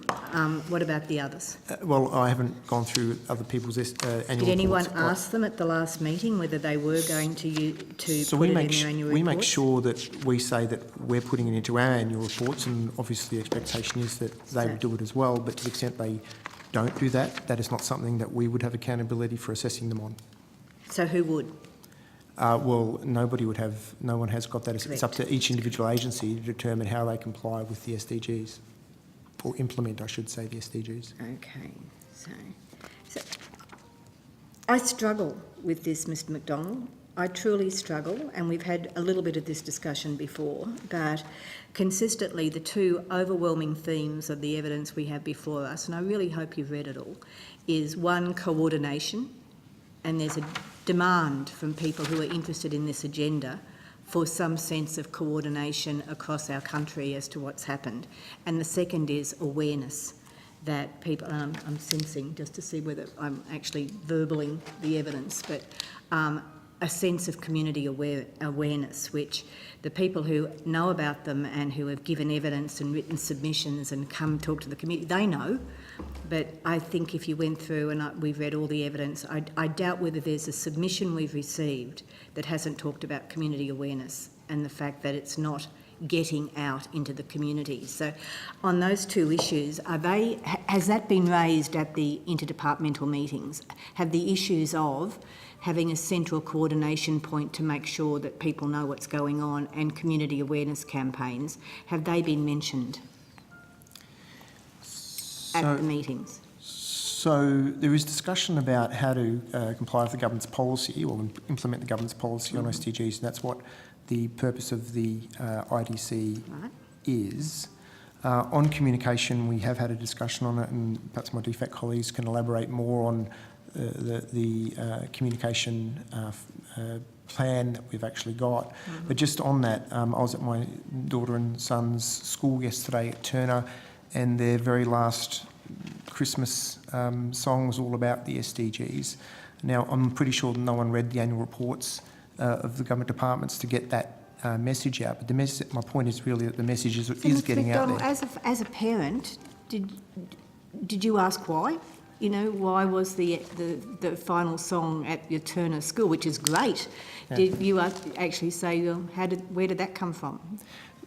Well, it came from the teachers, and it was actually it was quite a good concept. The theme was throughout it the problems that we've got in some of these development goals, and then the solution was the SDGs. So. Anyway, that was just one little. That's teachers at the local school. We've had other schools that have said the same thing. Did you have an interpretive dance? Sorry? Did you have an interpretive dance? No, we didn't have an interpretive dance, no. We did have some cars, people dressed up as robots to do everyone's picking up their rubbish, and then they said, no, robots shouldn't do it. We've got the responsibility to do it. But it was a really good concept. So this is a supplementary question in terms of that. Did the teachers actually, to the best of your knowledge, and this is just to throw it out there, did they approach the departments to get some help in preparing that knowledge? Because certainly in another school with which we've had experience, they did, because the teachers were trying to get knowledge about the SDGs, and they actually went to DFAT, and it was great. DFAT, staff from DFAT were supporting them. So it'd be just interesting to know where the teachers got their information. I can take that on notice. That'd be great. That's an awareness network about someone's taken interest in how they gather the information, because in the evidence we had from the school that came and talked to us about their program, they expressed concern, the teachers expressed concern that after they had actually started the project, they had some difficulty in getting the kinds of information they needed to inspire the kids to do the work they did. And that was one of the things they put on record, and they then also expressed great appreciation of the help that DFAT gave them, you know, which was really useful. But if you're in Canberra and you're kind of close to the seat of government, I'm just wondering if Billawheeler Primary School had wanted to do work on the SDGs, where would they go? It's that kind of thing, and this comes back to my issue of awareness and coordination, because the other point I'm trying to find out is state and local government engagement. And we have been told that state governments have got SDG responsibilities and talk to their federal government. Has anyone got any information about how that's done? And who talks to the state governments? Where does that happen? Because I would have thought education could come under the state government, you know, if teachers are wanting to do that work. So Lynn Hatfield-Dodds is also the representative for COAG, and I think I've mentioned last time that she's taken it to COAG, I think twice. Yep. So to the extent going forward there are learnings from the IDC that she thinks should go on that agenda, or there are other issues, or the states want to have that discussion. I had some difficulty trying to find a COAG statement about the SDGs, and I think we may have asked about that. Do you know whether there's been a COAG statement about the SDG agenda? Put that on notice. We'll take it on notice. I believe not at this stage, Senator, but I will take it on notice. Because, I mean, if it's gone to COAG, you know, for discussion, which is how COAGs operate, and they're very busy schedules, and we know there's a lot on the agendas, but normally the way the public find out about what's happened at COAG is a COAG statement, and I couldn't find a COAG statement about the SDGs, and it could just be I'm looking in the wrong spot. So that'd be lovely, Mr Shepherd, if you could follow up whether after those discussions. We shall do so. Because one of the things that has come out is that coordination again, and state and local governments, because you may or may not have heard the previous evidence from from a couple of local governments who have embraced the strategy that local government associations have not actually had that same linkage, and certainly on the website, which is very good, you know, and with the dots that show what are doing, local governments don't pop up there. So I think you were asked a question about the communication. Yeah. Yeah, well, I was going to draw attention to the websites, of course. I mean, we have the and the DFAT has the responsibility for maintaining that? The DFAT funded Yep. the websites. We don't have responsibility for maintaining them, though. Each for the government website, that's a responsibility of each department lead on its own data, and then I'm told that goes to another website, and then that's sort of grabbed by the SDG. So does website. anyone have the responsibility to monitor that and make sure that information is going on to it, and just making sure it's a live That's something that comes up at the IDC. Right. That's one of the regular items at the IDC. And does that only happen when there's an IDC meeting? Well, the IDC meetings, we've only had the one IDC meeting since the VNR. Right. But, I mean, having two of those Deputy Secretary-led IDC meetings annually will provide an opportunity, I think, to... So that means there'll be a review of that website twice a year? Yeah. To see whether it's being maintained? Yeah. So, just ask, so given that there's a sort of a co-chair situation, if we were to make a recommendation, who would we make the recommendation to? The Prime Minister, or would we make it the Foreign Minister? Or, you know, if it was to be about improving communication and visibility, I mean, this co-chair thing, who runs the show? Do they say, okay, reporting is a requirement, or is it an option, or is it encouraged? Senator, I would make the recommendation to the Australian government, but if you've got specific recommendations about who should do the communication, you could also make the recommendation to specific ministers. I mean, it could be to say, just as an example, the Education Minister, if you think the Education SDG could be better communicated. So I think it's... What I'm trying to get to is who's actually running the SDG agenda in terms of reporting across all of the different departments. So the SDGs are the responsibility of the each agency. That's and under the model we've got, that is the primary responsibility for implementing the SDGs. And if you wanted to improve the visibility, reporting and compliance with that, how would you go about doing it? Under the existing model, you would go to the agency that's responsible for the SDG, and if you've got recommendations about how to improve the communication, you'd go to that agent, that minister responsible. Okay, thank you. So the IDC is now committed for at least one more year to meeting twice a year. Is that right? I would say it's committed indefinitely to go on. Senator. So is that actually spelled out, that it's guaranteed a two meeting a year strategy for ongoing? Yeah. Ongoing. So it doesn't say until 2030; it just says ongoing. That's right. Okay. And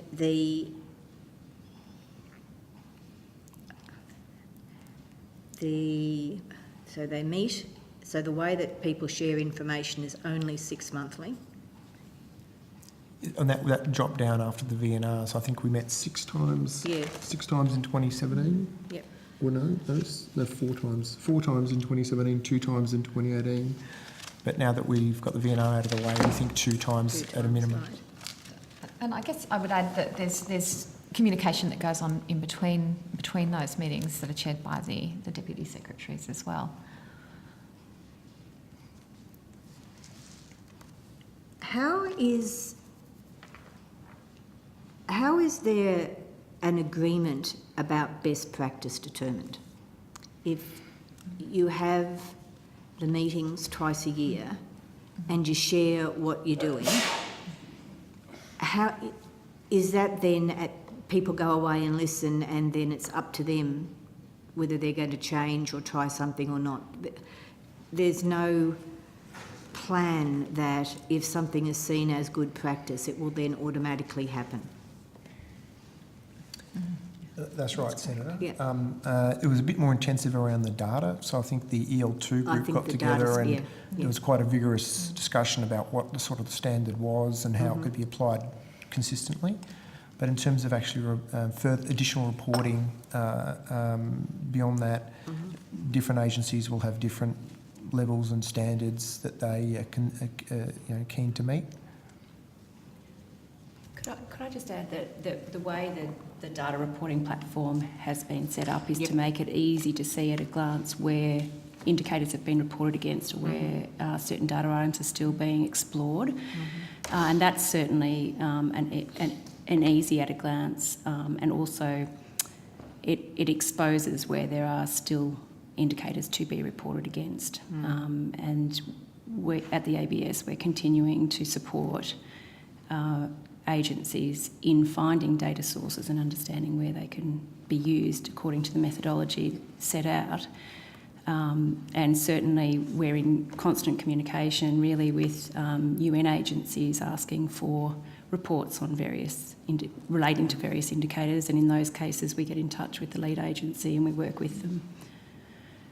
So that's another mechanism. Well, the data was something that was clearly identified early, and it's almost a concrete mechanism with data. Some of the other commentary about best practice is not as easily defined in terms of awareness strategies, for instance, because the evidence we have indicates that in terms of getting promotional material, information material about the SDGs, it's the UN website and the UN information base that provides the badges and the graphics and the history of the SDGs, that there doesn't seem to be that kind of product available through the Australian government. Is that a fair comment? So if I wanted to get something from DFAT or get something from PM&C or environment or education around the SDGs, is there anywhere that tells me what's available for that? Not that I know of, Senator, but I think you described the difference in terms of... So data needs to be of a certain standard to be comparable across different, and even internationally, and that's why it's quite rigorous and rigorously applied, whereas the best practice can depend on an agency being more or less convinced that the SDGs are going to help them in delivering the government's policy, and that will be of different levels of commitment across the government. So some agencies, like, as you know, the Department of Environment, has been very strongly pro SDGs and using them and applying them in delivering government policy, and others haven't seen them as useful to achieving the government's agenda. I might just add to that though. We have been actually working to develop a series of products that do have the SDGs narrative in them that, when that's finalised, will be available to through the DFAT website. So this is about what the SDGs Australia's are doing. And what the SDGs are, the basics about the SDGs. So in pamphlet form, so that if you're looking for resources. So if teachers or local communities are trying to learn more about it, there will be an Australian branded product. Because one of the questions we've been asking is whether the UN just seems so big and so far away. Is the use of the term UN SDGs or Agenda 2030 enough of a barrier that people don't want to go on with the conversation? And we've had mixed response to that question. You know, some people say that if you actually go through a little bit of effort and point out that it's about health, it's about education, it's about clean water, they get it. But if you lead right in with this is a UN thing, it could actually be a detriment to getting the conversation going. Is that something that the departments have thought about? Not in that respect. I've certainly I think from looking at the websites, the SDG org. I haven't got the name of that right. SDGs org website, I think, is actually possibly it's a nice soft entry if that's what you're talking about. The case studies on that are very, they're relatable. So I know that we're talking to the designers of that now, and there'll be improvements to that website. I think that will help. I think also once the narrative products are finished, that will also help, and that will give people a few options to go in, I guess, through that Australian lens rather than necessarily through the UN. So the product, is that being done by DFAT, using about the DFAT programs only, or is it a wider cross-government product? The narrative is about the SDGs. So it's generally? So it's, generally, yeah. And that's getting input from all the different departments, so you're getting narratives that reflect all the different departments? There was a group, so it came through the IDC, and it was all agencies were invited to participate in trying to craft this narrative. And how many accepted the invitation? That I don't know. Can we get that on notice? And how many didn't accept the invitation? I'm not sure there would have been a record kept because it was sort of an informal discussion, but we can have a look. That'd be good, yes. And is there a time frame on those products? Well, I've seen a mock-up. That's a start, so, yes. So that's a start. You're looking at early 2019, that kind of thing? Yeah, they should be. So would that be something like before the next meeting? If you're looking at 2 meetings a year, I'm looking vaguely, and I know next year is difficult because of the election and so on, but I'm looking at, if you're committing to 2 meetings a year, it probably will be spaced out. You won't have 2 in 1 month or anything like that. So I think the original timing was not long after the VNR came out. Yes. And part of the difficulties you imagine is coming up with a narrative which everyone can use and is actually meaningful to the people willing to hear it. Yep. And that's sort of why it's been a bit difficult and slow to get it done. So yes, the narrative was shared. So you never look at across Christmas time. So early in 2019, you're hoping to have some more along a communication strategy that people can look to. Well, more communications products, I think, would be a better way of framing it. Is there a communication strategy? So there are communication products done supervised by the IDC because of the kind of the need I think you've identified. But we don't have a national communication strategy. It'd be up to each individual agency to determine how they want to communicate the SDGs to their particular stakeholders. Products, okay. And I mean, I don't want to use hypotheticals because they are difficult, but if one of the key agencies that is a responsible agency around SDGs did not think it was a worthwhile use of their limited resources and programs to be involved in providing products that look at their agency, that would be entirely their decision, and no one would have any authority to say, we think it's important you're involved. Well, it's government policy, and so we'd be interested to know if a particular agency wasn't fulfilling the terms of government policy. To the extent that there are grey areas here about how enthusiastic different people, different agencies should be, but certainly it's government policy to adopt and implement the SDGs. In one of the features of the last 3 years has been that there has been a large forum held that's funded by a combination of Australian government, Monash and a few other organisations that have been focusing on the SDGs. And from my perspective as an interested person, it seems to be the fora that sparks interest and brings people together to be involved. They've been annual up till now. Has there been a commitment within the IDC process to maintain a similar forum in the forthcoming years? So I haven't seen a commitment coming forward through the IDC, but I think DFAT is the agency that funds that forum. When I went to the last couple, they just had Australian government. I presumed it was DFAT because DFAT has been taking the lead, but I genuinely don't know where the funding for that would come from. So can I put on notice where that funding would come from, and where that funding has come from, because we know that's happened, so where the funding has come the last two or 3 years, I forget, and if there has been a discussion or a decision about providing funding again, because they're costly you know, to bring people from all around the country to it. And I know lots of people self-fund to get there, but just to put on a major fora for a couple of days always costs money. So just whether that's been committed into the future. Between we did this voluntary response last year.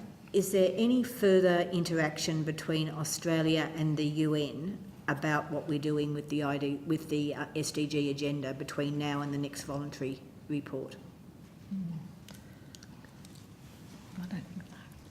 Do we have updates in between, or is it just theatre? We're just checking when we have that's updates. fine. I mean, and these are questions, you can take them on notice. Because my understanding is when we have the same session of the UN, or the UN8 group, looks at the countries that are doing voluntary reports, but they also look at that in a wider discussion of a couple of chosen goals. Okay. So they actually have a focus on the gender equality goal that was linked to the forums that people came and gave evidence in their countries. And I just forget which goal it was this year, but my understanding is that's going to be a cycle. So 2019 will have a focus on another goal. So everyone's invited to come and talk about that goal, and they have side panels about that process. And even though Australia will not be, I feel certain, doing their second voluntary report next year, I'm just wondering how do we actually determine who goes, who presents the report? Because I know this is not a formal report, but if, for instance, they were focusing on Goal 11 this year, and I don't know, but if they were focusing on Goal 11, who would go there, who would be invited to go, and what would be our engagement? Okay, we'll check on that process. So maybe I could elaborate. So each year of reporting at the high-level political forum, there has been 4 goals that have been examined. And by the end of 2019, each of the 17 goals will have had that level of focus. And what the UN is doing is looking at that format. So beyond 2019, it may not be the same format of looking at those deep dive into 4 particular goals. So what happened in 16 and 17 when we weren't voluntarily reporting? What was Australia's role in 16 and 17, and what do you anticipate Australia's role will be in 19? And that can be on notice. That can be on notice, because I know we all turned up this year because it was our turn to report. So we had our presentation, and I mean, I think something happened here and it wasn't as big as we hoped it would, but it was all planned that was going to be Australia's report. But I know that wasn't our case in 16 and 17, and I want to find out what did happen and what is planned for 19. And again, it would probably be DFAT and it would probably be stats, because you have kind of ongoing engagement in all that activity because of your involvement at the highest level, and how we do that. It's just how you plan that. And I would think that would be outside the IDC. I would think the IDC would have to know about it, but I think that work would have to be going on more than a meeting twice a year. Okay. I mean, from DFAT's perspective, in relation to that interaction with the UN, I think through the aid program, we're so deeply involved in helping develop indicators and interacting with our partner governments, frequently on the SDGs, that it's very much enmeshed in our work at the country level. So, from my own perspective, we are working with an organisation called Australian Council of Education Research, ACR. They're working very closely on helping to define the indicator for early childhood literacy and numeracy, or early childhood development. UNICEF has the lead on that, but ACR's technical advice is very, very welcomed, and we have a funding arrangement with ACR. So it's a constant kind of stream of the development of these indicators, and then adjusting to the fact that they're now better defined, and then through our aid program we need to communicate with our partner governments on what those indicators are. I know ACR's work, but in terms of the development of that particular, and this is a good example for other, they're doing work about an international assessment tool. So they bring the work that you do internationally around that, because it's an area that Australia's worked in on a part of their ODA. Does that also bring in their domestic work? And that comes back to the Department of Education's primary responsibility for that goal in Australia. So the work that you're doing with ASIA about the tool, education as a department, as the primary department responsible, are they involved in those discussions as well?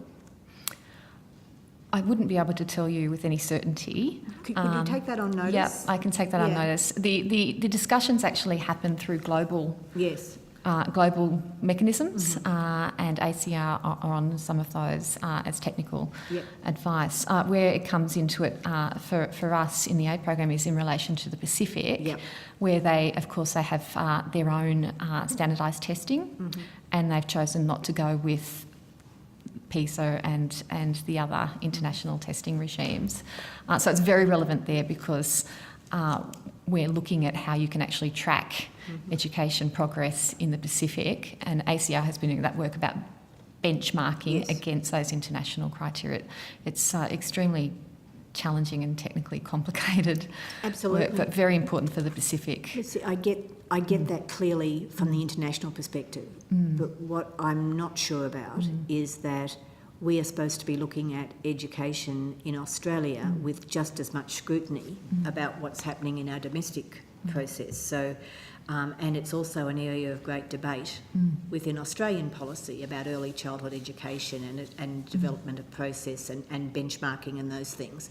And what I'm trying to get clear in my mind is, if this organisation, which is very well regarded, is working so strongly for our Pacific engagement, whether the Australian Department of Education is as involved in trying to ensure that we know exactly what's happening in early childhood education, and I know they're doing it, but whether it's actually feeding back into the SDG process. And that's again where you have to link into state governments, and that's those consistent policy linkages that lead to an awareness of what exactly is going on, which is I'm trying to get to the bottom of. Okay, and so I just don't get any certainty that all those things are tied up, that when departments, particularly in Australia, are looking at policy issues such as early childhood education, that they're engaging with the SDG agenda in the work they're doing.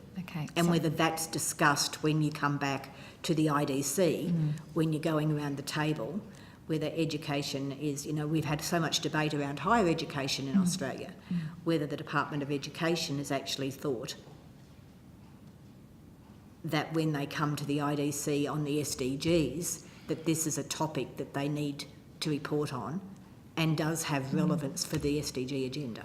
And because because I know there's no minutes from the IDCs, and because in the way we operate, everything is segmented, that's part of the ongoing questioning in the Employment and Education Senate process, not in the PM&C process or in the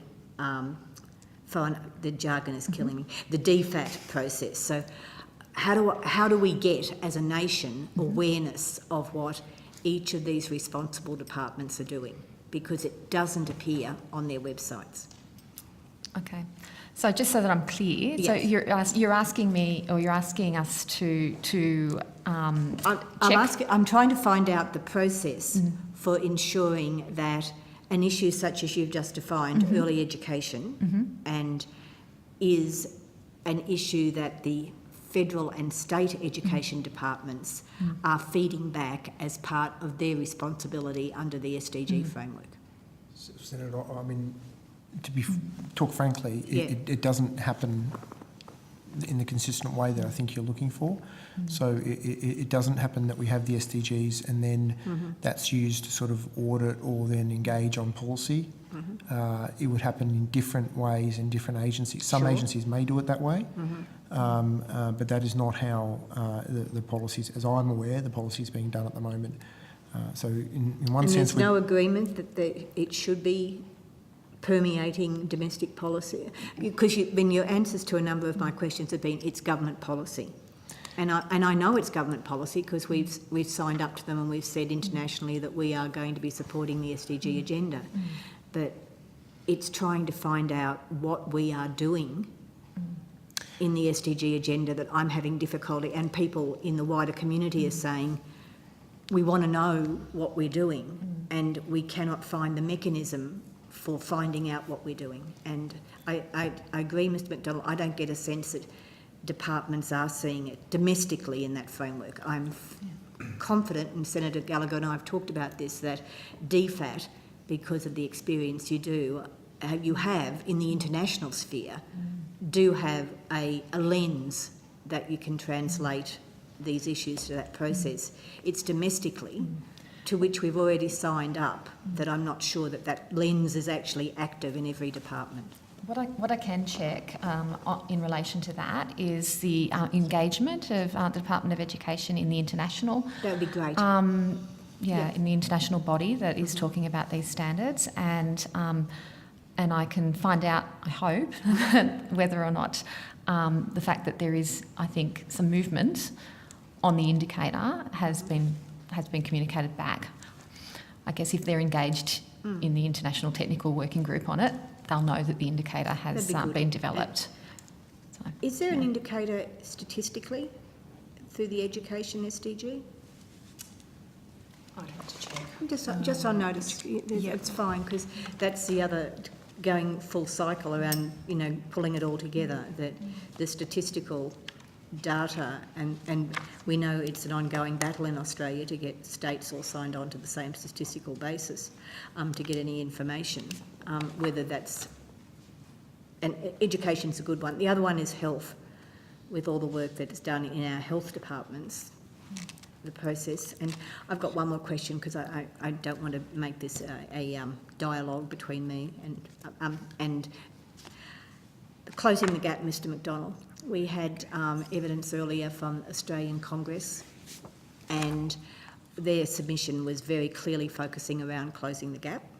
And I remember having a discussion with you at one of the SDG events about the closing the gap policy does not mention the SDGs at all. So is there any progress within PMC of seeing the development of our closing the gap program, which crosses just about every SDG, of integrating that and referencing the SDG commitment within closing the gap? So, SDGs are now mentioned in IAG's annual report, so that's a step forward. Yeah, it is. And so that's another one I can tick off, Mr. it's McDonald. another one you can tick off. I get excited. So all the ones that I'm particularly responsible for have been... Yeah, that's good. But the I think this is a discussion we are having ongoing with IAG, and obviously they're an agency that's got a lot of responsibilities, and to the extent that we can help try and craft the SDGs and them seeing it as being useful for their agenda is kind of where we're at. And the senior leadership there, we've had discussions. The last IDC, the Deputy Secretary from IAG turned up. Good. And got involved and heard around the table how they were all involved, and I think directly from that is why the annual report referenced them. So I expect to see more going forward on how the SDGs can actually influence policy, but we are at the early stages. Good. And in that same area, one of the things that has been for many, many years now, there's been a very strong international First Nations network. And we asked Congress to go away and because they've been able to attend a couple of the First Nations various Geneva meetings about what's happening, and they've been pointing to other nations that have engaged with First Nations around this agenda. Is the department talking to other countries or looking at what other countries are doing in this space? Yes, so the other DepSec in IAG, Ian Anderson, came to the meeting, the IDC before the last one, before the VNR, and he actually attended one of those international meetings, and he gave a rundown as part of the best practice discussion. He gave a rundown of his account of how those meetings went. So we certainly are engaged internationally. And just one, this is absolutely, I promise you, the last question. Thank you very much for providing the list of stakeholders engaged by DFAT. That was very useful. Can you follow up on notice about linkages with local government organisations? In terms of, we've spoken with a number of local governments and I've spoken with a number of local government organisations. There's a very mixed knowledge and engagement in the SDG agenda, and whether we talked about the COAG and linking with state governments, whether there's any plan for linking in formally with the local, various local government networks in this space. So I can say there's not. There's not.